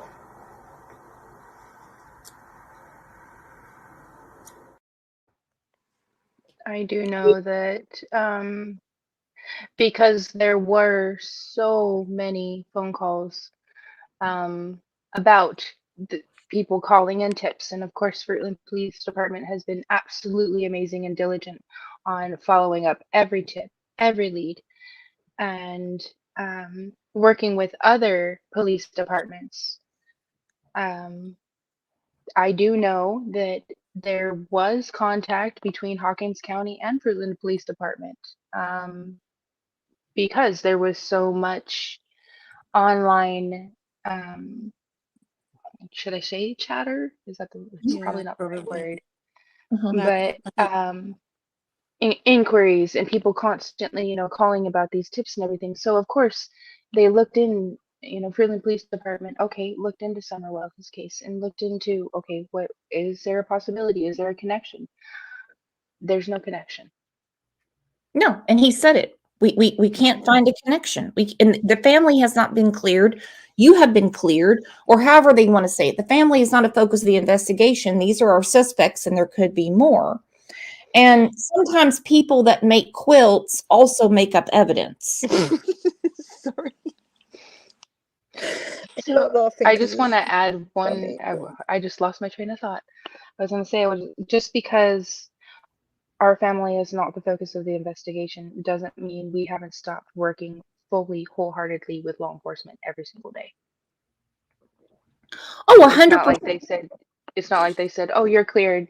And we're like, oh, okay, well, here you go. We're just going to go sit back and, eat Cheetos. No. That's not how this works. Michael's still missing. Right. But it hopefully will take the focus off of our family and put it where it needs to be. The 4 suspects and potentially more, or other people's involvement. The focus needs to be on finding Michael and bringing him home. So I'll just put that out there. No, I think it's fair enough. I mean, when they put out that there were certain people not cooperating in Monkey's case, they weren't talking about you. Whereas that was hard to Hawkins hear. County came directly out and said that their family of Summer Wells were not cooperating. So I mean, it's the differences are completely polar. The similarities is that there's a child at the heart of both stories, and every missing child story, the child is at the heart of it all. Amen, Kat. I think about Sean Hornbeck's parents. And, people wouldn't leave them alone. I mean, they were egging their house. I mean, you name it.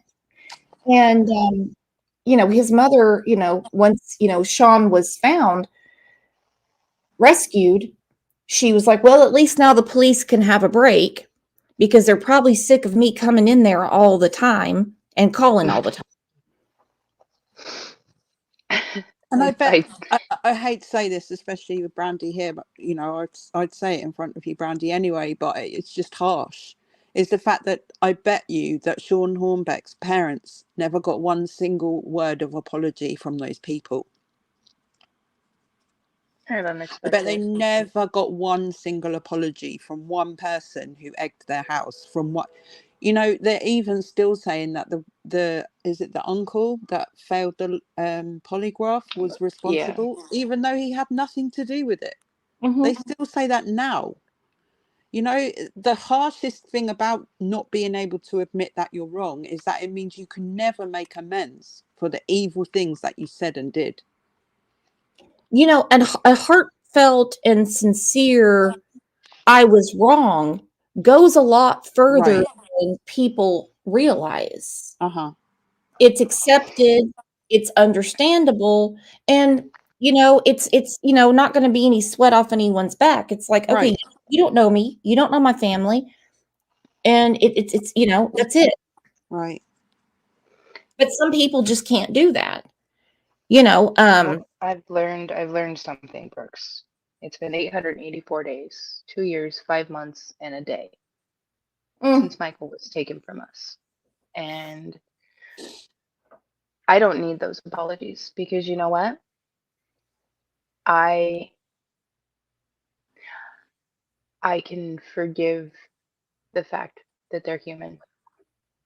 I can forgive that fact, but I won't forget. Right.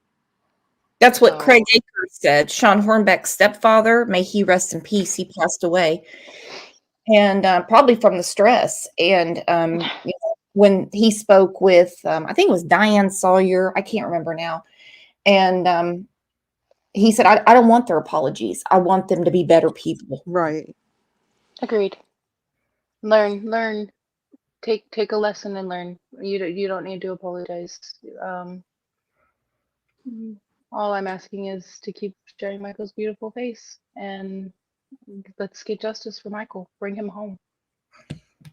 I don't need your apologies. You'll have your day. You'll have your day in front of your God or whatever you believe in. That'll be your judgment. It's no place for me. Now I can have my opinions. Yes. Oh, sure. Do I get angry about things? Yes. Oh, yes. Yes, I do. There'd Do be I have my something feelings wrong hurt with with? you if you Yes, didn't have emotions. but I don't expect to ever hear any of those apologies from those people because you know, and that's not. It's honestly that it's not important to me. Now you would owe an apology to my children. That's where you owe an apology to. There are quite a few. And Brooks, you know, I've gone into a bit of detail about some things with you.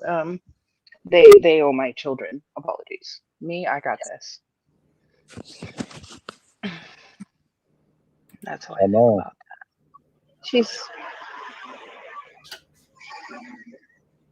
She deserves the help.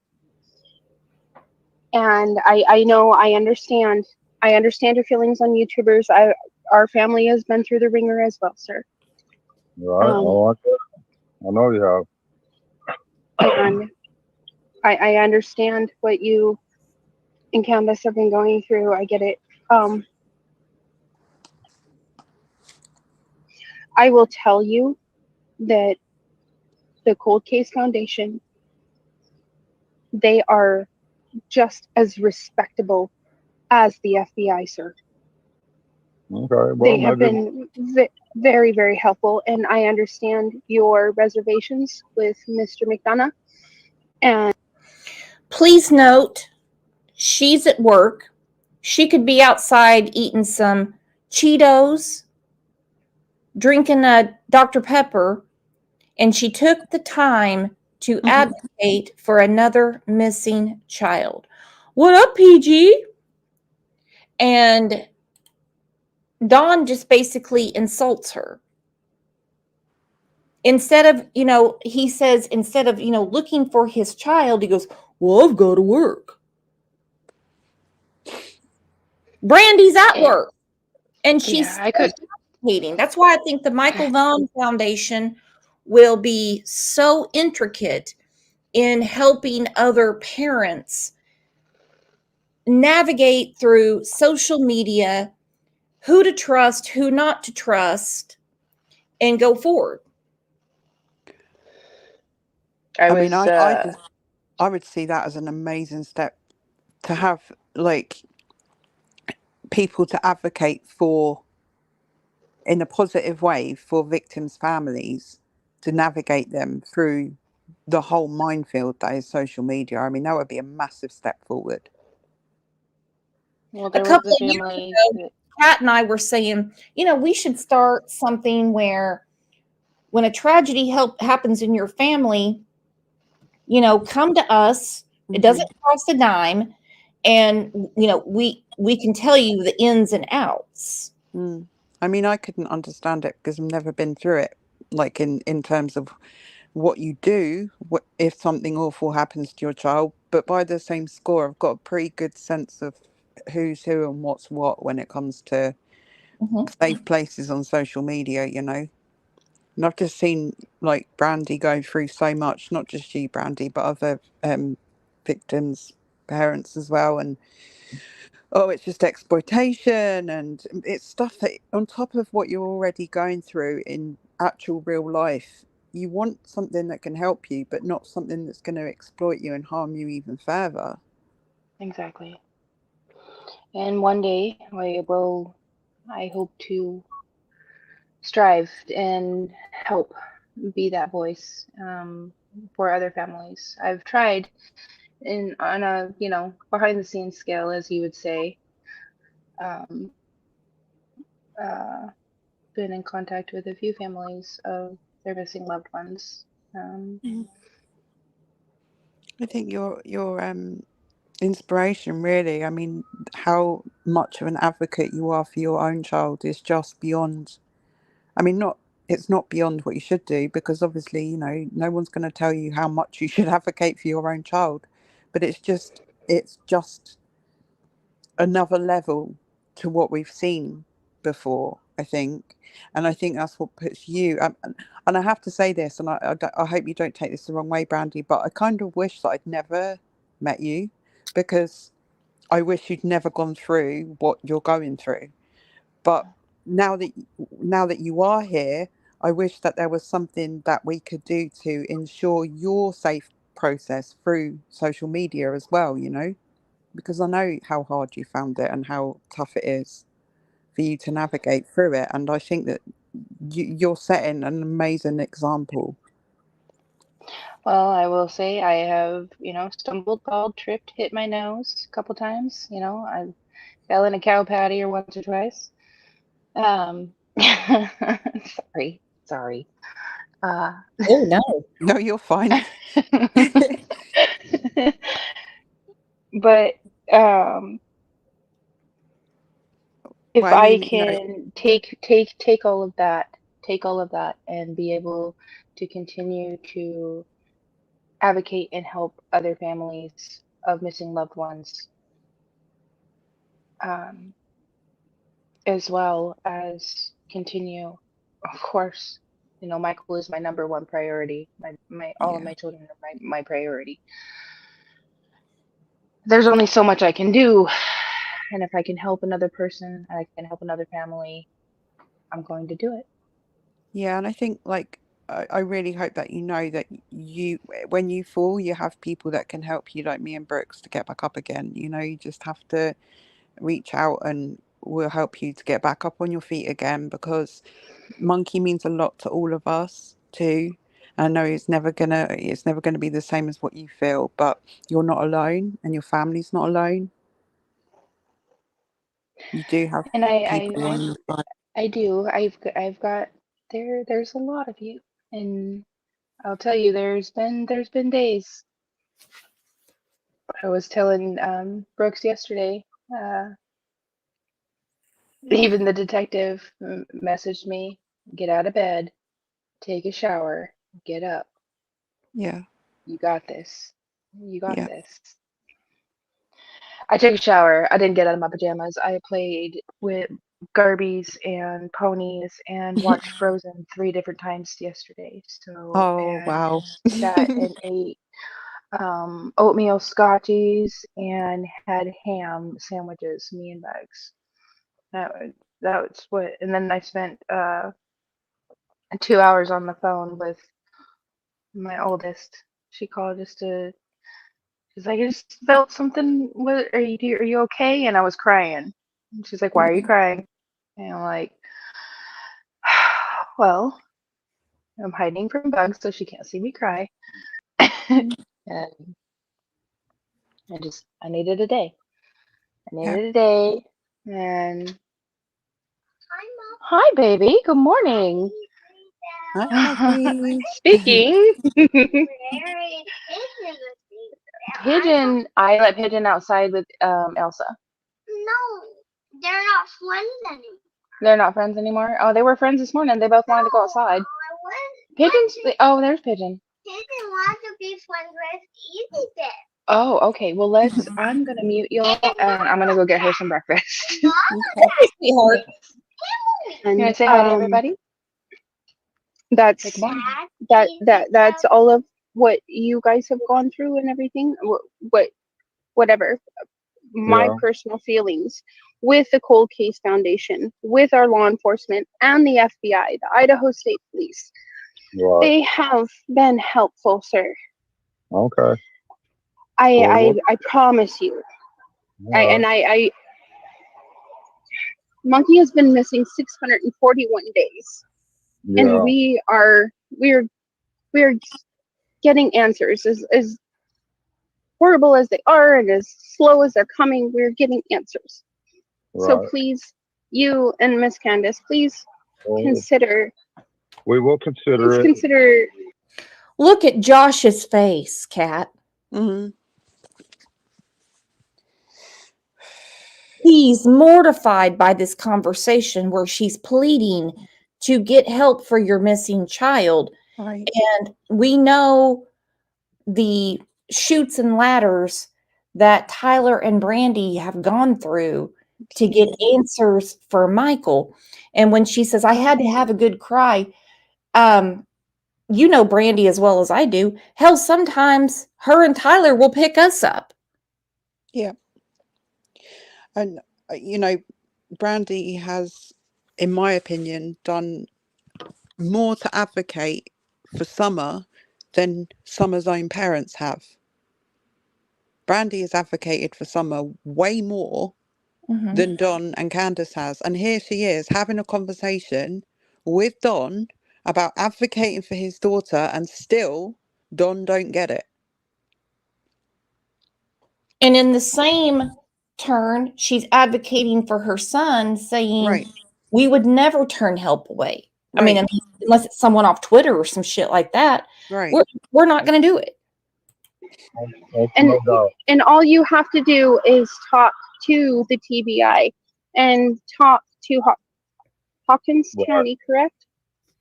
Well, we can talk to them, see what they say about it. See and what they if they say. want their Yeah, help we'll or talk to them. whatever. Yeah, That's maybe. the problem. But It's whatever. We might do that, yeah. No, I that mean, might we be could a good idea. I wouldn't leave their door, sir. And my personal opinion, I would not leave their door. If I could find every possible way. I've been down the private investigator avenue as well. Our family has. We've done many private investigations and worked with law enforcement alongside of it. So yeah, well, I get it. We're trying everything we can. We're doing what we can. I mean, I'm very limited as what I can do. I have to work for a living. they don't Oh, right. they Sorry, don't I'm charge sorry. a It's damn making me dime, mad. sir. Can you pause it Not a briefly? dime. This is making me so mad. Don could not care less. Here's what, oh yeah, well, you know, I'm doing all we can. I have to work for a living. What, and you think other people don't have to work for a living, Don? You seriously She's think? at work. She's at work Exactly. advocating for your child. Exactly. And he's just like, well, it's whatever. Yeah, I might call them later. Yeah, we'll see what they say. Well, you know, we can't really do very much, can we? We just sit here and wait for the resurrection. And oh, he makes me so mad. He makes me so mad. He could not care less. Not only could he not care less about what Brandy's saying to him, he couldn't care less about his own child. And here you have the mother of a missing little boy talking to the father of a missing little girl. She is advocating, helping to bring awareness right to your daughter. And all you can say is, I gotta work. Well, I'll do what I can, but I have to work for a living. Mm-hmm. Yeah, no shit. The same as the majority of other people in society, Don. You're not fucking special. Special needs, maybe, but you're not fucking special. While she's working. She's at work. Right. You know, he has not got a damn ounce of respect for anybody, and he certainly don't care about his own missing daughter. You know, this is what I was saying earlier, what Brandy's saying to him about contacting law enforcement and all of this kind of stuff. Why are these people so skeptical of law enforcement and so critical of law enforcement? Is it because they've got something to hide, Don? Why would you not be beating down the door of law enforcement? Why would you not be contacting them every single day? Why would you not be taking your other children there, like Brandy was saying, having to go to the police station and having Buggy there and everything else? Oh, because I've got to work, it's whatever. I'll see what they have to say. The reason is because you've got shit that you don't want the police to know about. That's why. And again, you have the mother of a missing little boy abducted, true abduction. The Right. FBI card team Right. said this is an abduction. Right. Then you have Dildo there in the Panama Jack hat. Oh, do long do. And she's like, we're in the same boat here, dude. I would not leave their door. He's like, well, I'll see what I can do. Mm-hmm. Well, it's whatever. Mm-hmm. I have to work for a living. Mm-hmm. Yeah. Oh, it makes me so mad. I can't even tell you. It's what I was saying to Brandy earlier. She's a much better person than I am, because this kind of thing, I'd be screaming at him at this point. God grant me the serenity that Brandy has, please, because this man, and I know we're not talking about him. I know we're talking about Brandy advocating Oh, for absolutely. Michael and advocating for other children, but his lack of respect and his lack of concern and his lack of even empathy, to be honest, because what Brandy's showing him is empathy. What he's showing her is blatant disrespect and disregard. Doesn't even connect with her on any kind of level that they might have anything in common, Oh, it's whatever. No, I might I will call them. say I could have articulated. I was very passionate and I'm upset at the moment, and I wanted to get a point across quickly. Oh, I mean, Brandy, you have I was nothing on to a quick apologise break, for. but I could have articulated my point better, in my opinion, listening to this. I It could have just screamed and shouted and hollered and completely lost the respect of everybody watching me. But the fact is that you are so articulate and so erudite. He can't cope with that. He literally can't. No, he He's doesn't. like, He doesn't understand. He doesn't understand nice language. Right. Had you got on there and been like, "F you, Don. Why aren't you doing anything for your daughter?" See, he would understand that, and then you would have had a fluid conversation. Now you would have been called every name under the sun, right? Because you see, nice words don't penetrate their brains. He doesn't have a vocabulary either. Not any vocabulary that any decent human being can really, understand. But even so, I mean, you're talking about a missing child. You have a missing child, he has a missing child, and he has no way in his brain of connecting those dots at all. No, and here she is taking her Right. time with her plate stacked full. Right. And all he can do is sit on his ass and go, doing all I can do. What are you doing? Have you contacted? Have you been in contact with any of these agencies? Doing all we can do. Like, with your permission, and you asking for the Cold Case Foundation, and no, it doesn't necessarily mean that it's a cold case. They help with active investigations as well. I'm sitting here as an advocate for my missing son. I'm telling you right now, sir. I'm listening. And I want your daughter home. Well, I do too. So, I have to get back to work. I just wanted to. I appreciate that. Thank you. Thank you. I really appreciate it. Y'all take care of yourselves, and I'm praying for Summer. I appreciate it, and we're praying for you. Thank you, and bye. Thank you, Josh. That prayer didn't hit the creek bank. Mm. But again, she's taking time out of her day to advocate.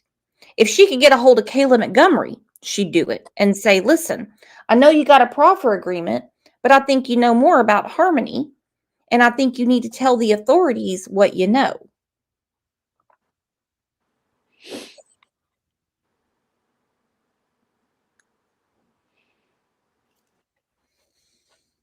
So, I mean, how much hell can this family go through? And, some people have the disconnect and they don't realize that this is a stranger abduction. And when evil lurks, evil will find a way. Exactly. And there are 4 evil people. 1, yes, you're incarcerated. Maybe you'll have more time to reflect and tell me the truth. Tell law enforcement the truth. That's what I need. I need them to do, to tell law enforcement the truth, to tell us where Michael is. That's what we Yeah. need. We need to. That's all I'm asking. That's all our family's asking. That's all we want. That's all we want is Michael. Tell us where he is. Tell us what you know. Tell us what happened July 27th. Yeah. Please.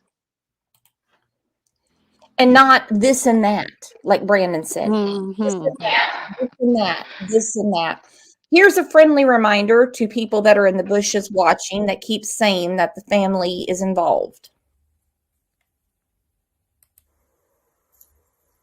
I'd like to note that after a year-long thorough investigation, the family is not a focus of our investigation at this point.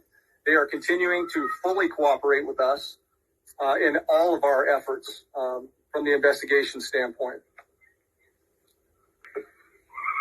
Today, as members of this community, we Say it louder for the spirit boxes at the back. Mm-hmm. Mm-hmm. Ridiculous. Sorry, I just burst out laughing at that one. I don't want. I try to keep a lot of this away from the littler ones. Blue, she's headstrong. And then I found out the other day that Bubba, because I had mentioned a certain creator's name. I think I was on the phone with Brooks, and I had mentioned a certain creator's name, and well, apparently he has been watching all of it, and I forbade him. I was like, no, you are not allowed to watch this person, this person, this person, this person, this person, this person. Nope, stay away. Just stay away. They have nothing nice to say. They have nothing to contribute to help.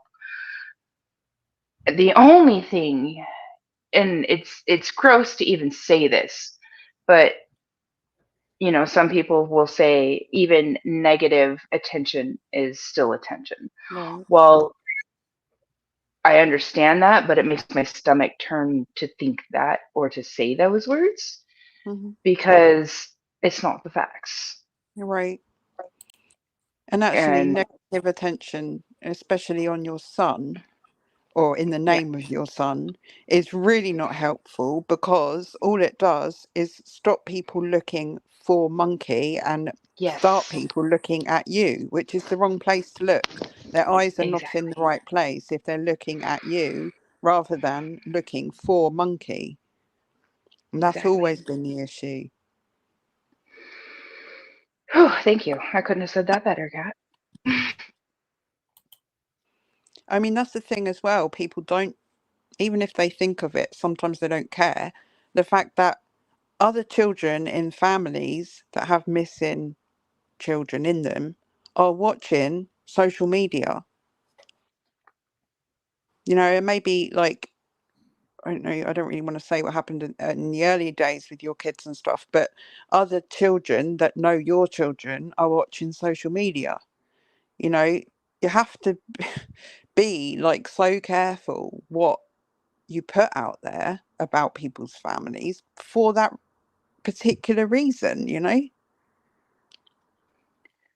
I believe Blue is going to be very helpful with the foundation, Michael's foundation. She's such a brilliant young woman. Oh my goodness gracious.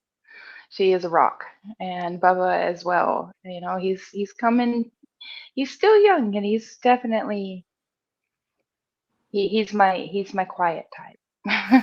He's my sense of reason. Blue, she's a bit of a hothead like her mama. Buggy, Well, that's not always a bad thing. she's a horse. Buggy is a wild child. She's a tornado. But I really believe that it'll be helpful. And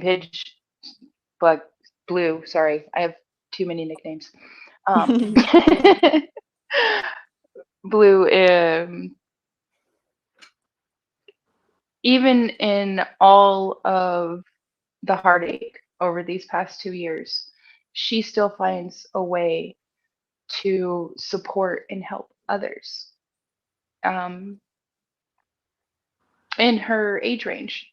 And she'll come to me, if she's having I don't want to say issues, but qualms with trying to, Mom, what should I do? Like, I feel this way, but this is what they're going through. I think she's going to be an amazing advocate as well, because she already is. And she's Yes. They've had such a great example, you know? I don't You know. are a great example, Brandy. And actually, you can't really teach empathy anyway. The fact that they have it inherently is testament to you. They're the reason I am who I am. To be honest, all 4 of them, they are all the reason I am who I am. I wouldn't be who I am without them. And vice versa, I think, for sure. Well, before we shut down, let's look again at Cats, Chats, Crime, and Coffee. A beautiful, beautiful video. She obviously has better editing skills than OJ and I do. Behave.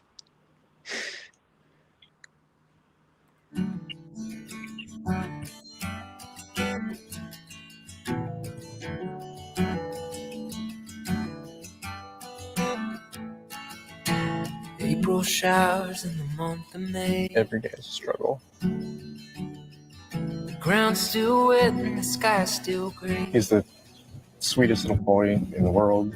But you're still shining. He's always trying to help.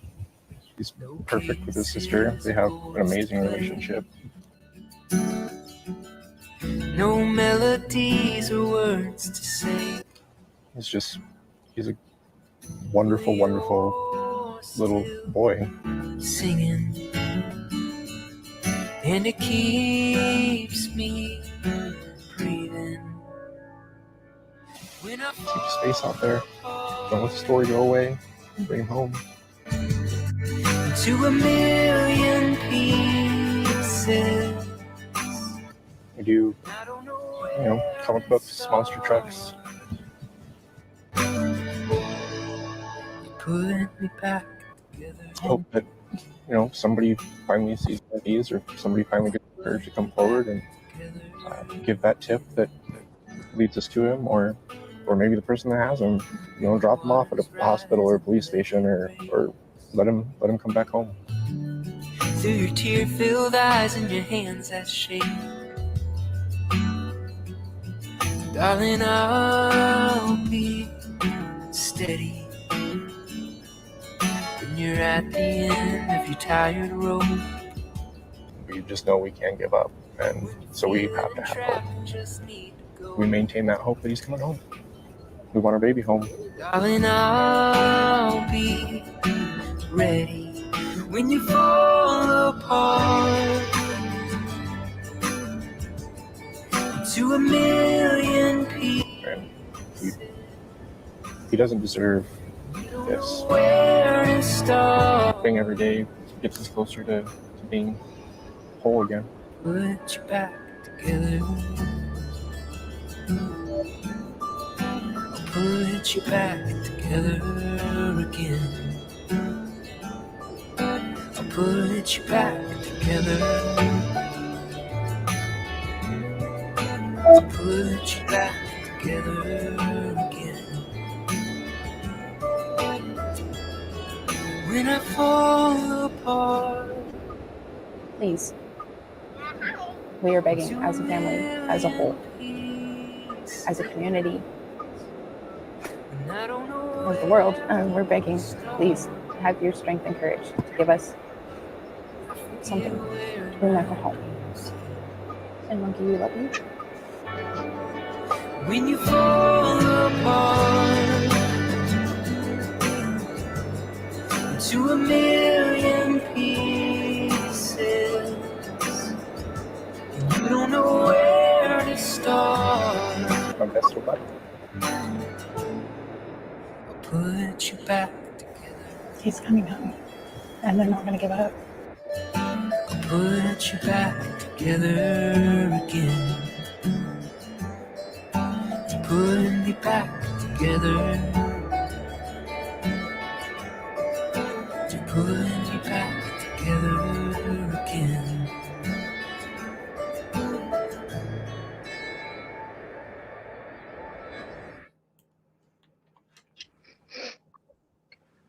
Thank you, Kat. Always, Brandy. You I only gotta ever ask. hide. I have to hide from Buggy. I don't want her to see me cry right now. Oh, bless So I'm you. hiding. You only ever asked for us to keep Monkey's face out there and Monkey's story out there, and that's all I ever wanted to do. And ultimately, I think when I made that video, it was really important that we heard Tyler's voice as well, because I think at the time a lot of people were like, "Oh, we haven't heard from Tyler," but that everything that he said about Monkey, and He it was holds just, me up. yeah, absolutely. Their He's dumbass my had heard from Tyler. They weren't listening. You hear him say, I want my buddy home. Mm-hmm. I want my buddy home. Yeah. What more do you want him to say?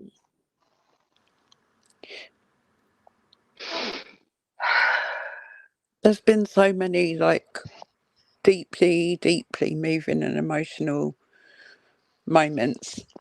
I'm not going to say that I know what Brandy's going through, but I just really feel for your family, and I really felt it was really important to hear what Tyler said as well. Like, the love that you both, or you all have for Monkey is just beyond anything, and I just think that it needs to stay out there, and the voices need to stay out there. Monkey's story needs to stay out there. Exactly. And we're going to keep doing that. Now, real quick, Kat, are you going to strike me for using your video? No. You have full permission to use my videos anytime you want, Brooke. Are you going to take me to court? Do you know what? No. I can't be bothered. And also because people that strike other people for using content about victims really aren't focused on the victims. They're just focused on their own purse. Mm-hmm. So no, you can use it anytime you want, because that was the point of making it, was to keep Monkey's story out there so anyone can use it. So please share that video from Kat, please. And you know what? I came across a gem that I thought I didn't know where it went. You made for me last year on election day. I had been after someone's ass that day, and I just had it in the wrong folder. And so I have to play it when people do something really stupid, like Jennifer Coffindaffer. Oh, yeah. I remember it now. Are you going to play? Not you. Not you. Your organization's terrible. Your organization's terrible. Let's go. Go ahead. Quiet. Quiet. Go ahead. She's asking a question. Don't be rude. Don't be rude. Don't be rude. No, I'm not going to give you a question. I'm not going to give you a question. You are fake news. I just came across it today, and I was like, "Oh hell! I wondered where that went."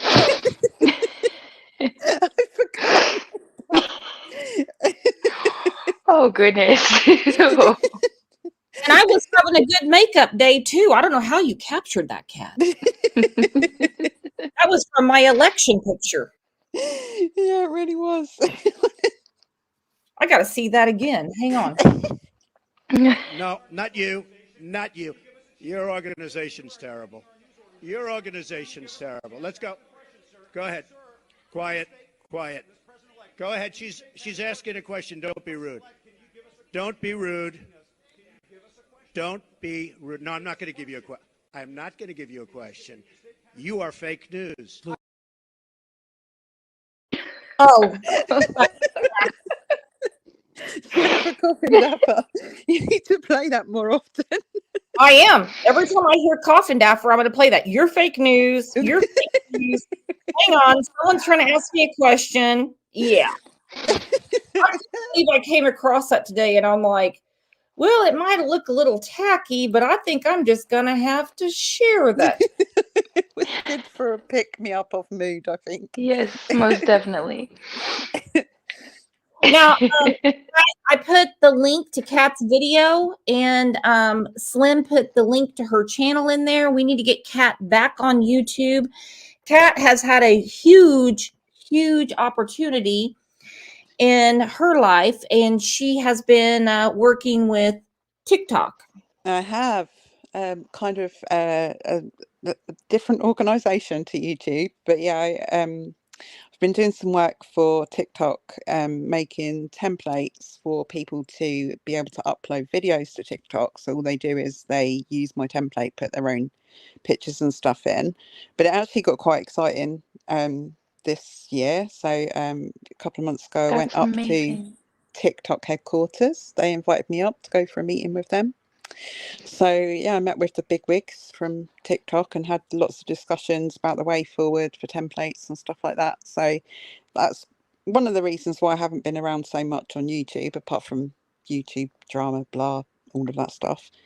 But yeah, I haven't actually made any videos for a while, but it's nice to know that I'm still wanted. And loved very much. Thank you. Congratulations. Thank you. That is amazing to hear. Thank you.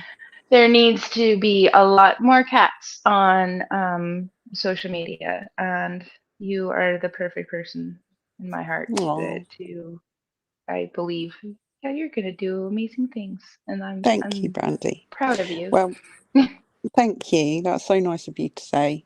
And I appreciate you, Brooks, as well, because I always feel really safe on your channel. So. The Cat is way above us lowly YouTube creators. Not at all. Not at all. Not at all. I'm not even that big on TikTok. It's just like, you know, my subscribers or whatever you call them on TikTok.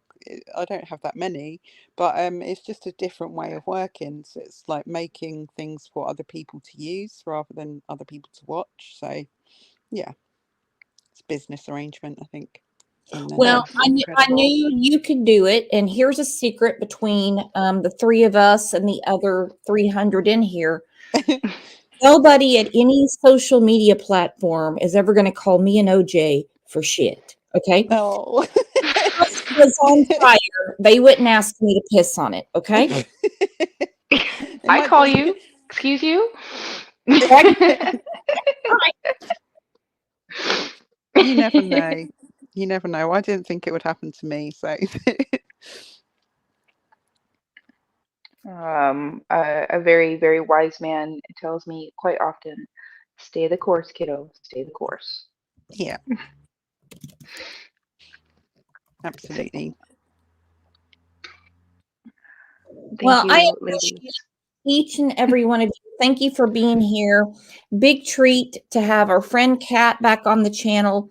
Always a big treat to have Brandy on the channel. And it was a little lighter show today. I mean, I wasn't all, you know, fire and brimstone. I didn't damn anyone else, so everyone's safe. Oh, I probably did. Sorry about that. Okay, so we give anyone that you damn to hell, we'll give them immunity. Okay. Now we are working on a show, and Daisy has been invited to come on. It's nursing trivia, and this. No, this is a true thing. What? I mean, anybody with a medical dictionary, I mean anything. It's not, it will not be multiple choice. You will have to answer because you're a medical professional. You should know it off the top of your head. We're going to have several people judging. I'm trying to get my daughter-in-law to come on because she actually is a doctor, a medical doctor. And like I said, it will be for charity. So, put $1 in or whatever. And then whatever you want to do with your charitable foundation, your winnings, you can donate it wherever. Do I get a prize for having I the most? suggest that the money, well, for one, don't go to me because I'm going to think it's for OJ's Treats. It'll go into the channel, and then when we get the money, it will turn over into the Michael Vaughn Foundation. Wow. Oh, honey. That sounds brilliant. Do I get a special prize for having the most pristine right ovary? Yes. See? Oh, wow. I won. I feel like a winner. I've got the left. I only have the left. So we make a whole Wow, person. we have a whole lot. We have a woman whole between we us. got this. All right. We got this. I've only got the left, so okay. We can do this. Not me. I'm an empty shell of a woman, okay? I've had a complete hysterectomy and I've had a boob job. There is nothing in there. The plumbing is dry. Oh goodness. That's I have a big heart. Yeah, you have the biggest heart. So, I mean, you guys are in Daisy's chat. Let her know that we're going to do this game show, Nursing Trivia. It's all in good fun. And Am I allowed to bring my super glue? You can bring your super glue. Yes, she had a scratch the other day, and instead of getting stitches, she super glued herself. And there will be no medical advice on the show at all, but it is, things like where do you put a Band-Aid? Things for Daisy. Okay. Wow. Well, I will definitely be there because I do have some medical background training. I do. Okay. I have Google, Dr. Google. And yeah, and I have that as well, and super glue. Super glue works Yay. wonders. It's Winner. it's my cure all for me. And don't worry, I don't super glue my children. I take them to the doctor when needed. Me, I'm good. I got this. Isn't it a sad state of affairs where you actually have to say that out loud? Right? Just had to make that clear. Yeah. Show, and it's for a great cause. And again, no hard feelings. Daisy is more than welcome to come up and share her medical knowledge with us. And again, there's no I think it losing. would be fun. Everyone's a winner, and we let bygones be bygones, and show us what you know. Sounds awesome. Just let me know the date. Okay, well, we got to get old girl on board. I think they're having endless wings. Applebee's might be busy for a while. But I think Kat felt my sentiment at the same time. She read my mind. I'm trying to be nice.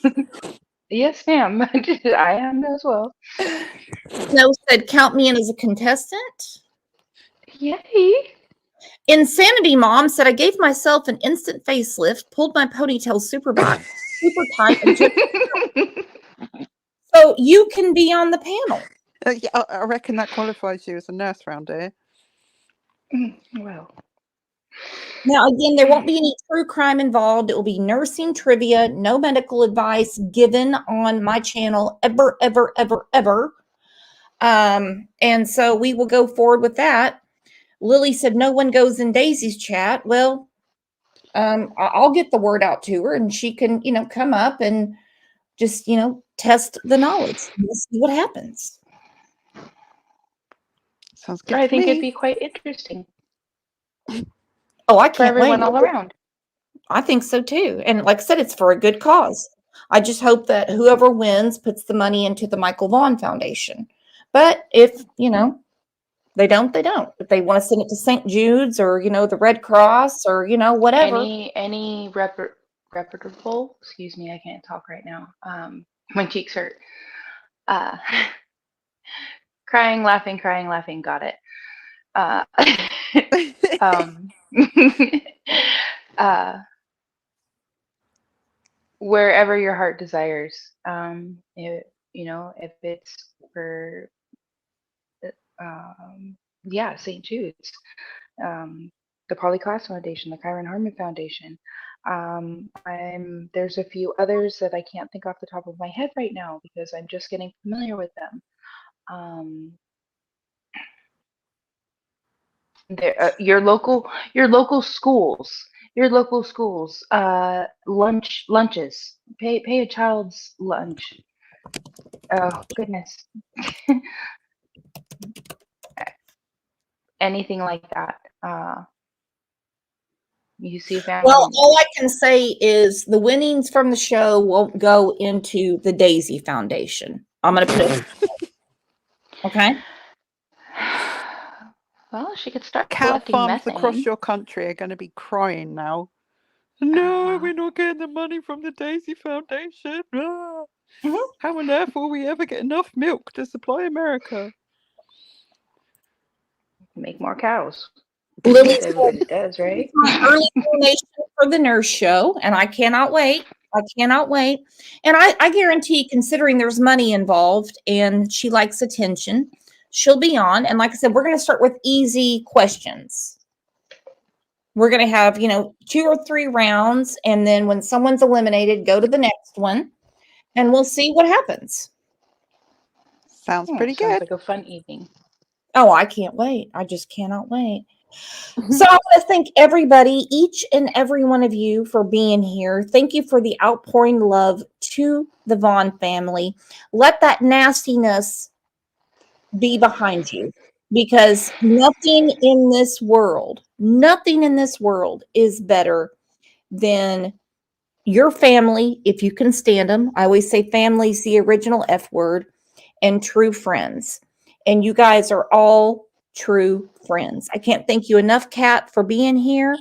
I can't thank you enough, Brandy, for everything that you do. And I just love each and every one of you. Thank you again for being here every day, 9 a.m. for all the right reasons. Anything you want to say, Kat? Just thank you, everyone. It's been an absolute pleasure to be on today. Love you, Brandy. Love you, Brooks, and everyone in chat. And I'll catch you in Discord in a little while.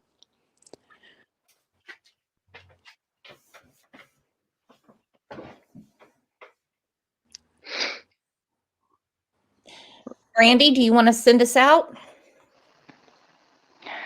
Brooks, thank you once again for everything you do. Kat, so lovely to see you as always. You are a beautiful soul. And thank you, CLL family, and everyone who continues to keep Michael's face out there. And Stacy, Sarah, Brandon, Adrian, and whoever else is listening, because I know you are. Be scared, because we are getting Michael home, and we will get justice for Michael. You heard JD's words. And that man, he don't play.